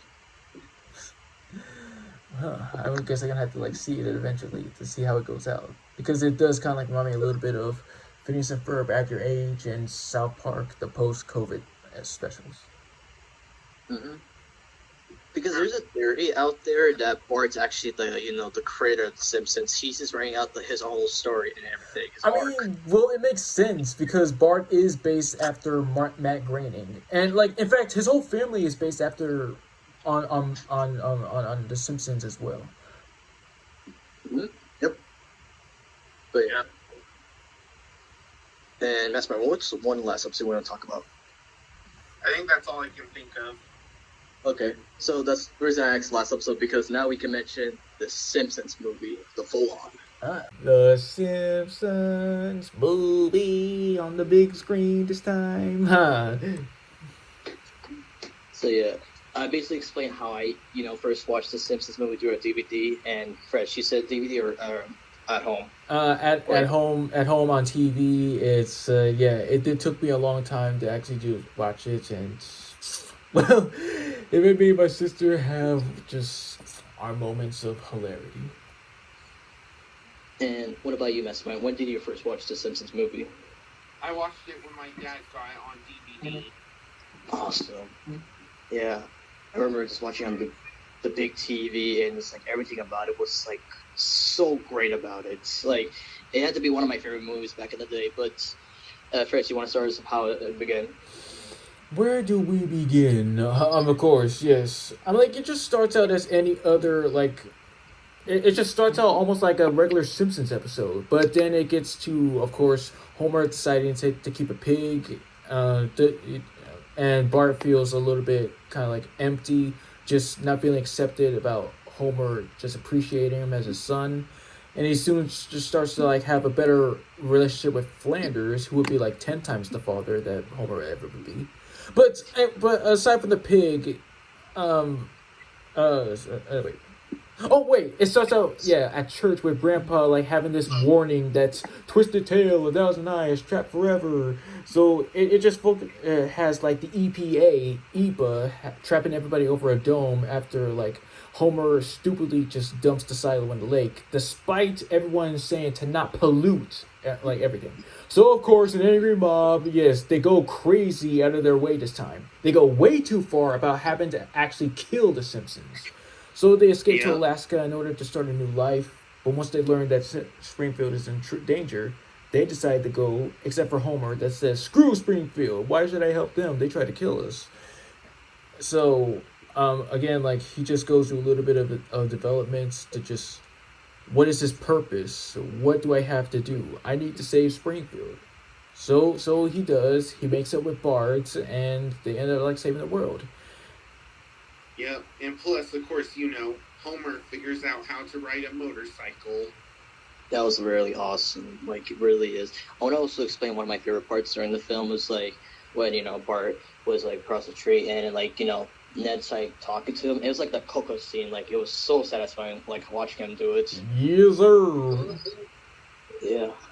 Oh my god, that was so good. Yeah, and everything. Spider Pig does whatever Spider Pig does. He's not Spider Pig anymore. He's Harry Plopper. Yeah. And yeah, of course, they did lots of different movie references in the Simpsons movie. Dude, again, any other movie does that. BRB for a second. Okay. But yeah, towards all this, what you basically explained, you sum it up especially at the end where Oh, dude, the dome though. I felt bad for Dr. Nick. They didn't have to do him like that. Goodbye, everybody. And I'm dead. Hi, everybody. Hi, Dr. Nick. Yeah. But again, overall, it was such a good movie to watch. Yes. Yeah. Heck, I may even like do it again. Like, hmm And now to the cast. hold on. Okay, for this occasion, because The Simpsons is known for having the record of having like the most special guest / celebrity stars in the show. I mean, there's a fact. Yes, like not only with the guest stars, but like the cast overall, because that's how much they mean. They bring so much freaking like awesome talent and chemistry and everything. Holy, that's what makes it like so very important. In fact, yes, they're so important that if anybody were to retire or sadly pass away, like they're not gonna recast them because they're just that iconic. Yep. Oh my god. Okay, before we talk about a certain actor later on, I remember the actor that played Marge for the Spanish dub, when she passed away, people actually thought the actual voice of Marge Simpson passed away, but no, it was the Spanish dub actor. Well, sometimes people don't know how to read. Yeah. But enough of that. Alright. One of the many stars of all time, Dan Castellaneta. Take away Fresh with the many characters. Ooh, Nelly, wow. Where to begin with this dude? This dude is so like one of the funniest and most talented dudes, surprising me with all of his gifts. So, of course, yes, he voices characters like, of course, yes, Homer, Abe, Krusty, Barney, Groundskeeper Willie, Mayor Quimby, and so on and so forth. He's just god dang, man. I mean, especially with a Homer, because like when he started out in the Tracy Ullman shorts, it was so much more different. A much more different sounding voice, and like a little bit of like a Mr. Magoo type of deal, if I remember. That's how he first came up with it. But now just slowing it much more down to how it is today is great evolution. Yep. And I believe, yeah, this is my introduction to him, but seeing him in other works, of course, surprisingly, with Hey Arnold and, Hey Arnold, The Pursuit of Happiness, starring Will Smith and Jade Smith, and it's a Space Jam. The guy is just so freaking cool. Yeah, and to mention his other live-action performances, he was also in Everybody Loves Raymond. And sadly, he played a teacher in that god-awful Fantastic Four film from 2015. Yes, so why did I see that? Yeah. But this was my introduction to Mr. Dan Castellaneta. Other works I got introduced to him was Rugrats and Hey Arnold. Awesome. Yep. And now to another guy I consider the most versatile actor of The Simpsons, Hank Azaria. Go on ahead. Voicing characters like Moe, Apu, Bumblebee Man, Carl, Chef Luigi, Chief Wilgum, Cletus, Comic Book Guy, Disco Stew, of course, Dr. Nick, Duffman, Frank, let's see here, who else am I forgetting? What was it? Snake, and this many other characters. But yeah, it's just like every time he voices the characters, he always adds like an inspiration, basically basing the character's voice out of someone. And yes, that's one of the more easier ways, of course, to do with voiceover. But with Comic Book Guy, he's actually based off on a real life guy that he was like roommates with, if I remember, roommates or neighbors. Yeah, a college neighbor he met in college. Oh yeah, well he did say roommate or neighbor. So, but yes. Yeah. Before knowing he was in The Simpsons, my introduction to him was Gargamel from the live-action Smurfs.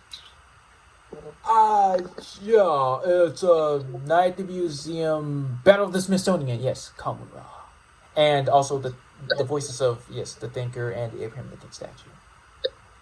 When but yeah, we can also mention this with Dan, but when we get back to him. But yeah, out of all the characters he has played with Hank Azaria, Mo has to be my favorite because this is his personality that this gets me. Because again, he's like one of those characters you don't understand as kids, but understand as an adult, like what Benson or not Double, I'm sorry, Squidward, Yes. basically. Yeah. And I just like how he just said like Mo is basically his bad impression of like a bad Al Pacino. And Lou is a bad, lazy Stallone. And Chief Vulcan, what's his inspiration again? Edward G. Robinson. Yes. And Professor Frink is Jerry Lewis. Yeah.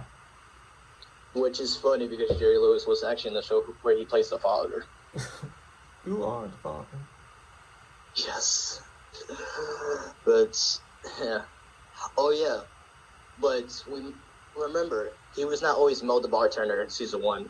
Oh yes, I remember. He was originally It was originally Bumblebee. No, not Bumblebee. Starscream. Damn it. Sorry. So yeah, Chris Collins, the OG voice of Starscream from G1, Cobra Commander. He was the original voice of Mo and Mr. Burns at the time, but the rest of the crew didn't like him. He was like a dick, as Hank was explaining to him. Like he was acting like a dick to the whole cast members. So just leaving the show overall. Wait, did he actually say that, or you were just like saying that just to be funny? He actually said that. Like, Hank sorry said the guy was a dick. That's funny. Yeah, but overall, again, with Hank Azaria, I see versatile because there are certain characters he couldn't voice anymore because of controversy and everything, like Apu, Lou, Carl had to get recasted. Bumblebee Which Man. again, Bumblebee Man, thank you. Again, I don't really mind that he did these kind of voices, but when people is like saying, "Oh, but they should be played by people of color and everything," that wasn't a problem back then. So what's up? It's just people just being babies. I mean, one instance, okay, and again, I love the guy. Phil Lamar plays Samurai Jack. Come on, and people didn't have a problem with that. Yeah. But overall, again, I just give it to Hank, like just being like overall, like again, one of the best crew members out there. And yeah, first, who's your favorite character that Hank voiced? It's either like a mix between either comic book guy or like Apu, because he was one of the more, of course, likable, friendly, decent characters, of course. Likeable when the guy has a lot of kids in his mind. Yeah, I can see why. No, but overall, yes, he was so nice. But and I'm going back with Dan Cass and like, who was your favorite from him? Well, like Homer. Yeah, it was Homer, and of course a tie with Barney and Krusty. Just like their humor overall. I just like. Well, to be honest, yes, Homer, Barney, Krusty, and Groundskeeper Willie and Itchy. Yeah. Mm-hmm. And now we'll bring up another top dog, Harry Shearer. Go ahead, Fresh. Yes, voicing characters, of course, like, yes, Mr. Burns, Skinner, Smithers, Ned Flanders, Kent Brockman, Kang. Yeah. Oh, right, yeah. The two aliens, Kang and Kodos. Yeah. Even though they may sound similar, like Kang sounds like this and Kodos sounds like this. So, yeah. Like Dan Castaneda was Kodos, and even though he has such yeah. I also was gonna explain his other characters to help you out, like Dr. Hebert, formerly Lenny, Jasper, the old dude with the long beard, and Scrappy. there's many other characters. Yes, thank you. But yes, before we get into his talent, Dr. Hebert was also one of the characters to get recasted due to 2020. So yeah, both Dr. Hebert and Lou were chosen to be played by Kevin Michelson, and he did good for both of them. He sure did. But yeah, going with your words for Harry. Yes, well, he is like a staple of, or hallmark of the show in general. It's just kind of sad that he wasn't available or didn't want to do, of course, the Simpsons guy. Oh, wait, hold on, the Simpsons guy. Wait, but didn't he have one line for Lenny? just one line barely, but still, he just wasn't really into it. Oh, damn. That's sad. Wow. But yeah. Oh, of course. He also voices Otto. How can I forget? Right, yes. He also voiced that therapist back in the older episodes, if you remember. The one with the beard and the glasses. Yeah. Ah, I keep on forgetting that was him. Why do we keep thinking that was Hank Azaria? I first got introduced to him, of course, through the Butterfinger commercial. Same here. Yeah. But yeah. Out of Harry's characters, it has to be a tie with. Actually, no, there's no tie. It had to be, yeah. Oh, yeah, it was between, Ned Flanders and Otto. Ned Flanders, Otto, and Skinner, and Scratchy. Honestly. And now to, one of the top dogs, female-wise, Nancy Cartwright. How dare you? Wow, how dare you say that? Did you realize what you just said? Yeah, I'm taking that back, but I'm just proving my point because out of all the other voice actresses, she has more versatility, in my opinion, for the show. That's what I'm saying. I mean, well, yes, of course, obviously. So, voicing characters like Bart, Nelson, Kearney, Ralph, Todd, Database, and let's see here. She was Maggie one time. Yes. And just many other characters. But yeah, this was my introduction to her along with Rugrats. Yes, same as you. But yeah, my favorite character from her is by the profile, but no one's gonna see it because of the interview, but of the review. I'm sorry, Ralph. Yes, mainly. Well, I just can't get enough of Bart. So, yeah. Awesome. And now, a very because she voices the best mom, but it's kind of a sad story at the end. But yeah, Julie Kavner. Explain fresh. Yes, she voices Marge along with her sisters Patty and Selma, which is just it was a shocker for me. Yeah. Don't forget, she also voiced Marge's mom too. I was gonna get to that. Yeah, but go on. But how I get introduced her in live action was the Adam Sandler movie Click, which is god dang awesome. But yeah, the story about how she is today. Like when you hear her voice in newer episodes, you could say that's her voice is kind of a little bit given out. She's still awesome. She's still doing great, but still, I like it. Whenever you do a certain voice over the years, it's just kind of has a little bit of effect. Because I do remember seeing the Family Guy reunion. Somebody said that Seth Green sounded a little bit like Arnold Schwarzenegger. I've been hearing that too, honestly. No, but I really feel bad for Julie because I don't know if it's just her voice that's hurting for over the years or just going with a different direction of what she wants to go through because this kind of sounded normal for a while, but it's kind of dying down as I heard from the comments. Well, still, maybe that's probably putting too much strain on the voice because you don't want to hurt yourself. Yeah. But again, Julie, she's a great actor and voicing these characters over the years, props to her. Yes. Yep. Alright, next one, Tris McNeil. So yeah, before knowing she was in The Simpsons, my introduction to her was Mickey Mouse Clubhouse. Okay. I believe that it was, Animaniacs or no wait, what am I saying? Mickey's Twice Upon a Christmas, yeah. Awesome. But yes, she's voiced characters like Dolph, Agnes Skinner, let's see here, who else? Nelson's mom, Crazy Cat Lady, Shauna, Jimbo's girlfriend, and from your side, who else first? Oh wait, who else? Okay. Okay, just getting there a little bit. Just might take a while.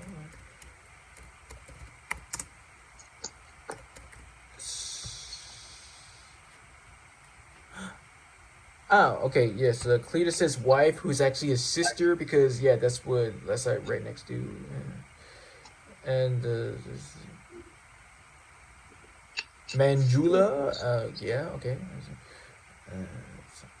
Her second voice, to just clarify. Yes. Cookie Kwan, yes. Let's see here. And that's pretty much the Yeah. important character, I believe. Yeah, but learning that she was in The Simpsons and other projects that I'm fond about, really great talent. 100% acceptable. And favorite character from her?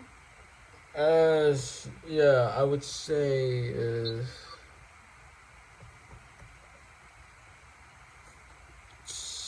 uh, I don't know. Well, just for the comedy, Agnes. Oh, okay. Like I'll take your word. And now for a very sad one who passed away in 2019. Oh wait, we forgot about Yardley Smith. Oh, okay, yeah. Before we explain, yeah. Go ahead, Fresh. Like, well, yes, like she's Lisa, and like she's like the only one to not really voice like any other characters, but like for the show at least. But I'm just actually kind of shocked that her normal sounding voice is actually just Lisa if she was like a grown up. Like I actually thought her normal voice was, just normal, kind of like Vincent Martella. I actually thought like his Phineas voice was actually his real voice, but goddamn. And what's funny is that originally, Yardley auditioned for Bart and Nancy auditioned for Lisa, but they decided to just switch since Bart needed to sound, kind of close to an actual little boy. It's crazy, honestly. And okay, yeah. Learning about Nancy because she actually has a YouTube channel, Instagram account, and TikTok account. And in her spare time, she just basically answers Simpson questions, like asking about the inspiration from these kind of characters she voices, what voice strains her voice a bit, but and also some behind the scenes. Yeah, fun fact. Whenever you hear Barney or any drunk guy, burping in the bar, it's usually Nancy doing it. Yes, this whole freaking time, unfreaking believable. Yeah.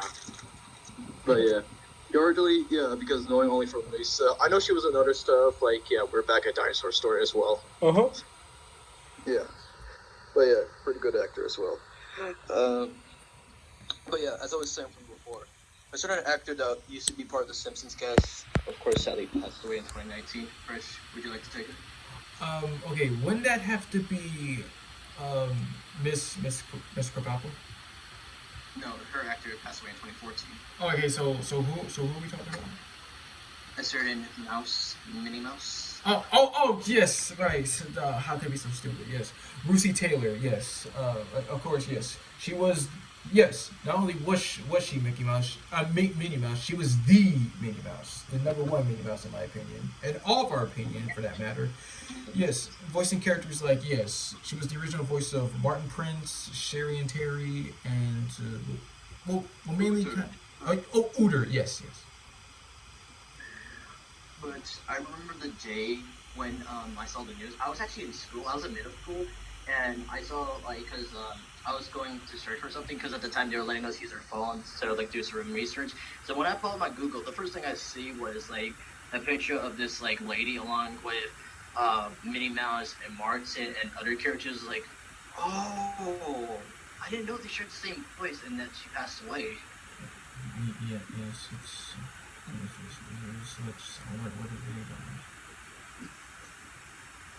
But yeah, it's really shocking though because her just doing Minnie Mouse all the time, but she also did involvement work with The Simpsons. Still shocks me to this day. Right. And what's even crazy, not just Minnie Mouse, we also got Daisy Duck in this too. Yes. So very much.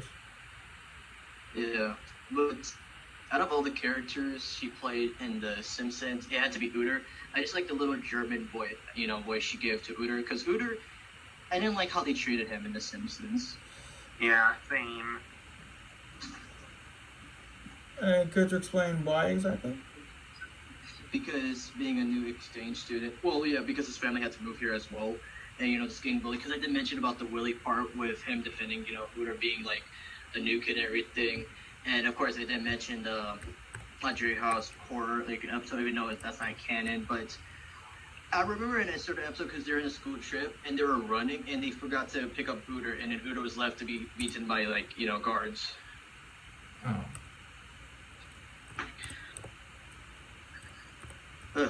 But But from your side, Fresh, any favorites from her? Uh, Mostly Sherry and Terry. How about how just devious they could be? Yeah.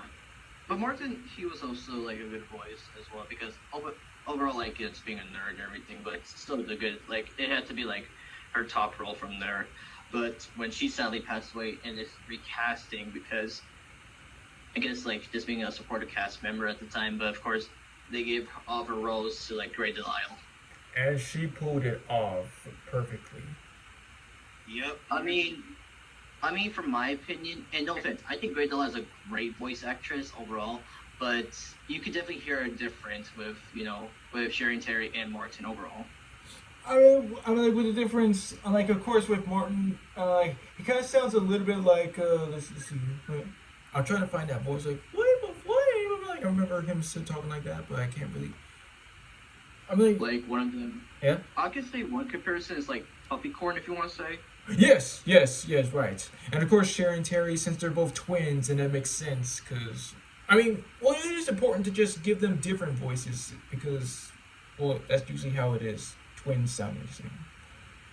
No, cause one instance someone sounds like Tootie, someone sounds like Veronica, and it just goes on because with Grey Delisle with these kind of voices, I'm like, okay, yeah, you were using a voice, but it makes sense for a certain character. But again, no offense, because she is doing good currently in the Simpsons cast, but I just appreciate taking over the mantle for her. Oh, Right. And now, of course, that was like the main cast, of course, and mentioning others, of course. Like, Yeah. Chris, you want to mention any others? Well, there is Pamela Hayden. Like, she was responsible for characters like, yes, Millhouse, Rod Flanders, Jimbo, Sarah Wiggum, Janie. Oh, right. Thank you. Sorry, but go on. I'm done. But yeah, when I learned about her, I was like, oh wait, that makes so much sense because hearing like both Millhouse and this, Jimbo's voice is like, yeah, very similar. But I gotta say, she does awesome with her characters as well. Oh, look at this! Apparently, she was the original voice of Ralph in the first episode. I did read about that, yes, as well. Well, wait, but it also says here, I'm not reading it, but I remember researching about this. There would be times where with Pamela and Nancy like switching roles with the twins, not with the twins, but with the sons with Rod and Todd. Sometimes Pamela would voice Rod or Todd, and Nancy would do the same thing. They just will flip flop here and there.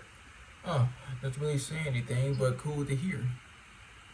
Yeah, but out of all the characters, just gonna give him the benefit of the doubt because he's still an iconic character in Millhouse. Okay, can't argue with you with that. Yeah, but of course, now that was the main cast. But there's also like some guest stars that we could mention because they appeared in more episodes than others. Like one of them, Kelsey Grammer. Go ahead, Fresh. Okay, yes.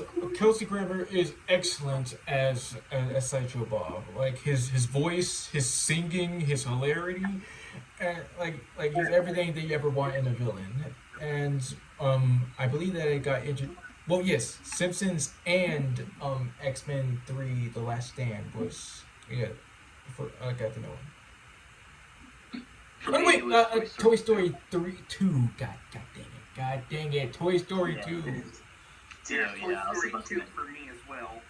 Yeah, but damn, when I heard his performance as Sideshow Bob as well, I was like, he plays a really great villain overall. But yeah, because I would see like interviews or like just him being in like night shows, talking about his character and everything, talk about certain episodes he's been on. I was like, it's pretty cool that he still remembers his character. Sure, I'm like a little bit like somber, bro. Yeah. Now, of course, like yes, now we could talk about her because we mentioned her before. Oh wait, it was actually 2013. Oh, okay. Yeah, it was Marsha Wallace, who voiced it Edna Krabappel. Now, this was my introduction to her, but other project I was surprised to see her in, especially in shows, was Full House. What? Yeah, she was.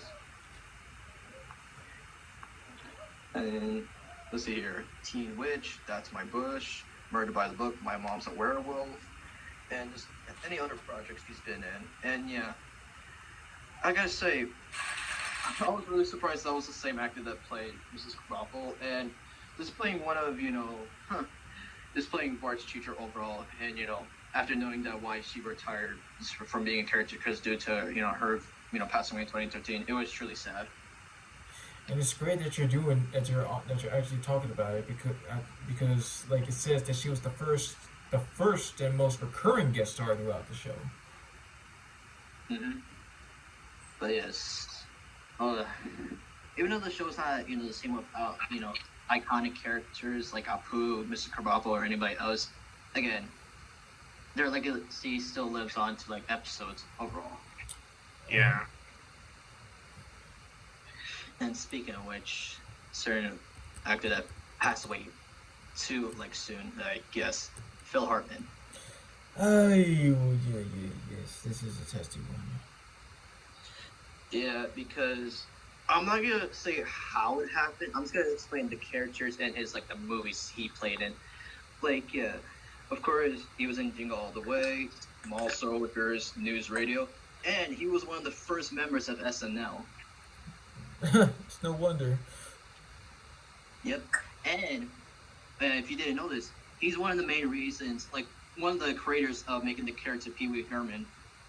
Oh, him? Whoa. Yep. But Phil Hartman, just hearing his voice overall, I was like, oh, so this is what Darren Norris got his inspiration for Cosmo, for the couple first episodes, including the pilots. Yes. Yeah. So yeah. And I gotta say, Phil Hartman had a unique kind of voice, very charming but very unique at the same time. Well, yeah, I would even say he was kind of like the John Candy of the Simpsons, because that's how just likable he is and still will be. Hi, I'm Troy McCloy. Troy McCloy did here. Yeah, what you thought of Troy overall as a character? Well, yeah, of course, his catchphrase is, you might remember it from insert blank blank blank. Mm-hmm. But again, I want to be explaining what happened to him. This is very sad when I heard about how he passed away in 1998. This is people could be so messed up, especially to innocent people as well. Alright, that's what happens when you fall for the wrong person. Yep, especially attention seeker. But enough of that. But going on. Rest in peace, Phil. But let's bring in a early one as well. Danny DeVito as Homer's brother Herb. He did it really awesome, honestly. Yes. Yeah. Epic. And let's see here. Oh, first, you want to talk about the actor that played Fat Tony? I don't really kind of know him that much. So Joe Mantegana, I believe that's how you say it. Wait, Joe is Joe Montana. Oh, thank you. So yeah, this was my introduction to him, along with the we call Rugrats. He was also in Criminal Minds. He's been doing that since 2005. Baby's Day Out, The Godfather Part 3, Three Amigos. But his portrayals like Fat Tony, yes, any other mob boss, he does terrific. Yeah. And what's so cool about the character Fat Tony is that he basically based the voice off his uncle, who sounded exactly like Fat Tony. Yeah. And one day when he brought his uncle to the Simpsons production crew and everything, and when his uncle spoke, it was like, oh my god, that's actually Fat Tony. So yeah, but yeah, he does great for the cast as well. Yes. And see if anybody else from your side first. Surprisingly, there was Michael Jackson. Right. Yeah, he played that patient dude, right? I mean, this dude named Leon Kapowski. Yeah, but unfortunately, he was so famous that he wasn't really allowed to sing. He wasn't allowed to sing or have his name featured. Instead, he went by the name of John J. Smith. Yeah, because he was only the voice of that character for certain episodes per se. Because what do you call it? Yeah, in other episodes or one episode per se, it was also Hank Azaria taking on the character. Yes. I mean, like, well, Hank Azaria doing his actual normal voice instead of like his usual Michael Jackson voice because he believes that he is Michael Jackson. Mm-hmm. Let's see here. I'm still looking. Right. Okay. I'm just looking for the character you played. There was also Albert Brooks. Yeah. Oh, yes, yes. That's the main villain in the Simpsons movie, Russ Cargill. But before that, he was actually like another villain called like Hank Scorpio, I believe, who's said to be the most dangerous supervillain ever. I know. I remember Hank. Yes, I've seen the episode and the clip, and yes, you're correct about that. He's another character that also got retired from The Simpsons overall. But yeah, thanks for bringing that up. But if you want to explain his villain from the movie, go ahead. I mean, well, he's just a basic type of like evil government type of dude. That's all. That's all he is. Mm-hmm. But yeah, my true introduction was, of course, to anybody else, was Finding Nemo. Same here, bro. Yep, same. There was also John Lovitz. Nice. Like, remember, like, it was like prom night, and he played like, what was it? Marge's boyfriend at the time. Oh. Yeah, it was Artie Sif. Yeah, that was his name. Yeah, Artie. Oh God. Oh man. I first got introduced to that character because, what do you call it? Have you ever seen this clip on YouTube where Bart basically takes Professor Flank's car time machine and goes like to the past? Okay. Did he interfere with Marge and Homer ever like getting like boyfriend girlfriend at first? Yes. Then yes. That was pretty cool though.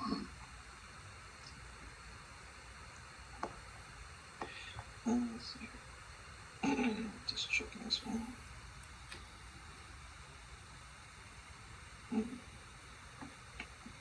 Okay, yeah, we mentioned that.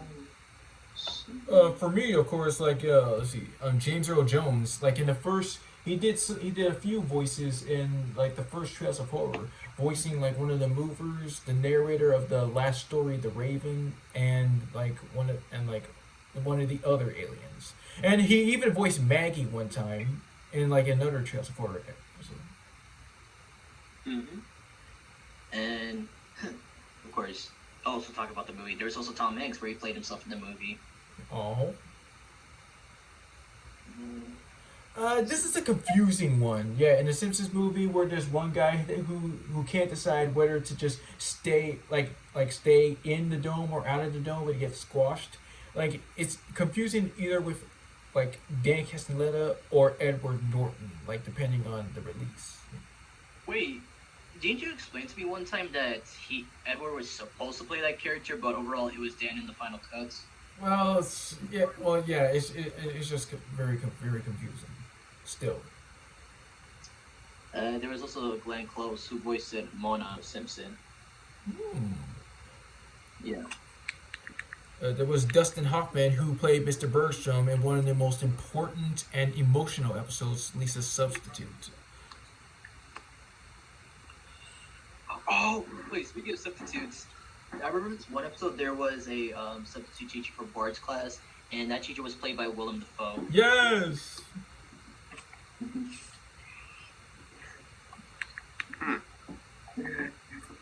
Oh shit. What else am I looking for?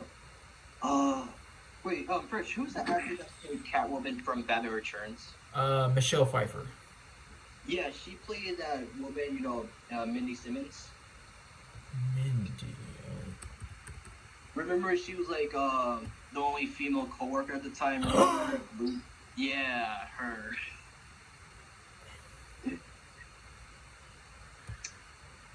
Pretty cool. And of course, yes, because this is a joke from the Family Guy, James Wood plays himself in the show here too. Right, like I currently prefer Family Guy's version of James Woods, but it's good to hear. And what do you call it? There was also a voice share with this character, like Santa's Little Helper, because some episodes it was the early episodes where it was Frank Walker, and then later episodes it was Dan Castellaneta. Uh-huh.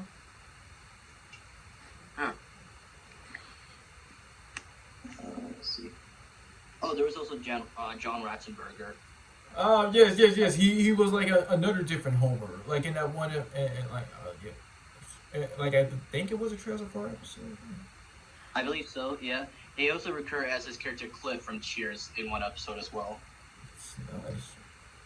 Nice. Oh, speaking of which, because Fresh was not Fresh, Mastermind was mentioning about Darth Vader. There was also Reese LaMarche in the cast as well. Yep.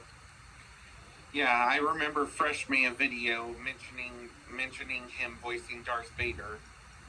Because how that happened? Because when I heard that was happening, I knew right away that some of these characters was going to be voiced by either the main cast or supporting cast or anything like this. So I ran straight to the wiki to see who it was and actually checking the credits.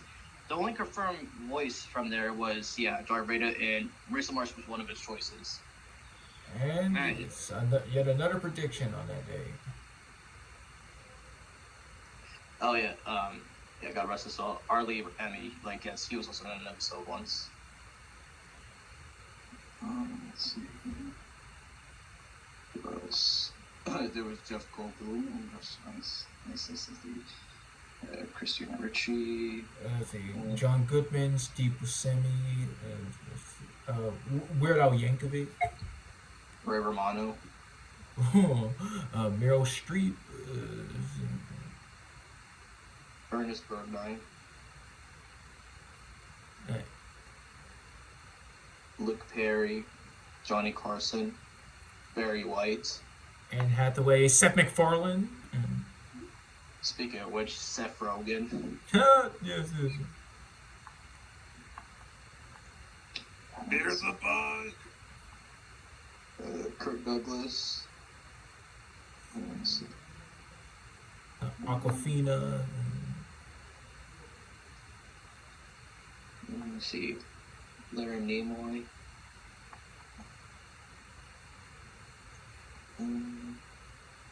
Tim Conway. Oh, Jonathan Taylor Thomas. Wow. Mike Judge as Hank Hill in one episode. Oh! Yeah, I remember this, yeah. Andrea Martin, who voices Miss Fowl from, like, Jimmy Neutron. In one episode, she voiced Apu's mother. What? Yeah. Jim Vernon. Let's see here. Bobcat Goldthwait. Helen Hunt. Steve Martin. Brendan Fraser. Daniel Radcliffe.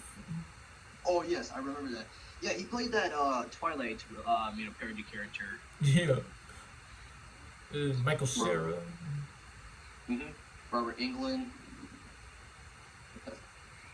Lisa Kudrow. Alec Baldwin. Ron Howard. George Carline. Martin Mull. Mark Hamill. And John Kassir. Oh, that's surprising. Mel Gibson. George Takei. Kiwan Young. Britney Spears. Gigi Bader. Betty White. Gary Coleman. Drew Barrymore. Michael Keaton. Who else? Matthew Perry. Ben Stiller. Did you mention Reese Witherspoon or no? I haven't. Okay, yeah.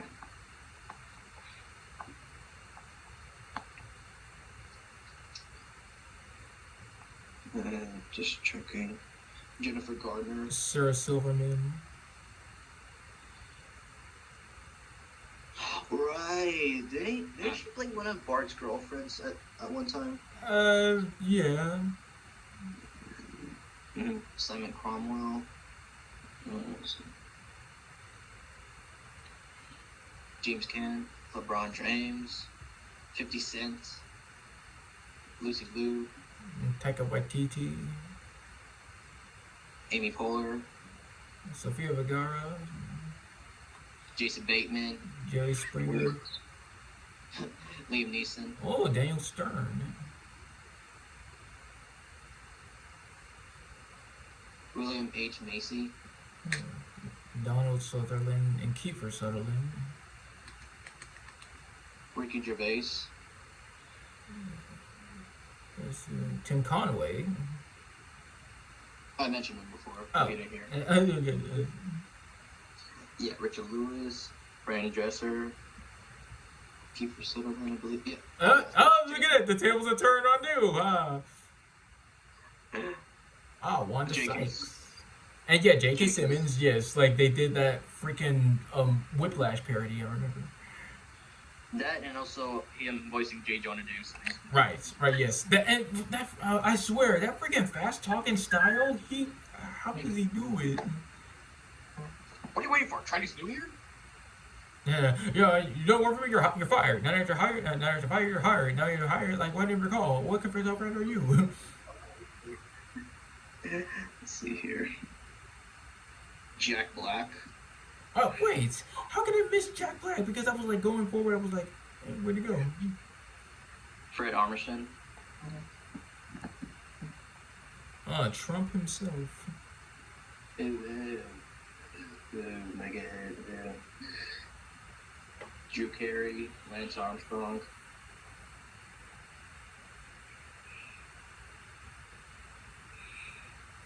And that's pretty much it from my side. Alright, well, well, again, pretty stacked. Yep. And thanks to the main cast, supporting cast, and just like the guest stars to make The Simpsons a better cartoon. Now, Awesome. off to the final results. Go ahead, you first. Well, yes. Again, like it's like despite like how it's never really seems to just end at some time, I never really had a problem with it. Well, sometimes maybe the characters because, well, depending on the episode and well the episodes themselves about like what can the characters do in order to spice things up, get back to its former glory. It still stands out as one of the like holding the record for the longest running shows of all time and a staple of like culture, the writing about like it being like clever or brilliant or just outstanding, either like before or still ahead of its time.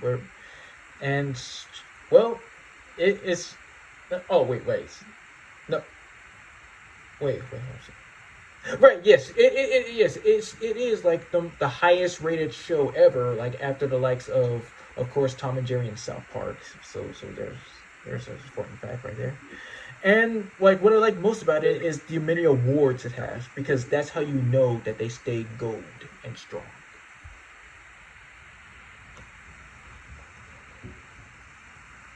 Yeah. Kind of your opinion? Have you got one? I'd say it was pretty good and all. Is that it? Yeah. Well, all right, fair enough. All right, from your opinion, Fresh, I agree 100% because The Simpsons has been there since my childhood. Everything about it, the jokes, the characters, everything, like what they bring to the table, is awesome overall. Yes. Yeah, So- we all love The Simpsons very much. It's one of the best shows that have been around for generations. Exactly. To The Simpsons, I'll be gone for more longer, and when the time comes for you guys to end, that will be a memorable day. Oh wait, here, how about this? To The Simpsons, the cause of and solution to all of life's problems. And I did say that before one time. To The Simpsons. To The Simpsons.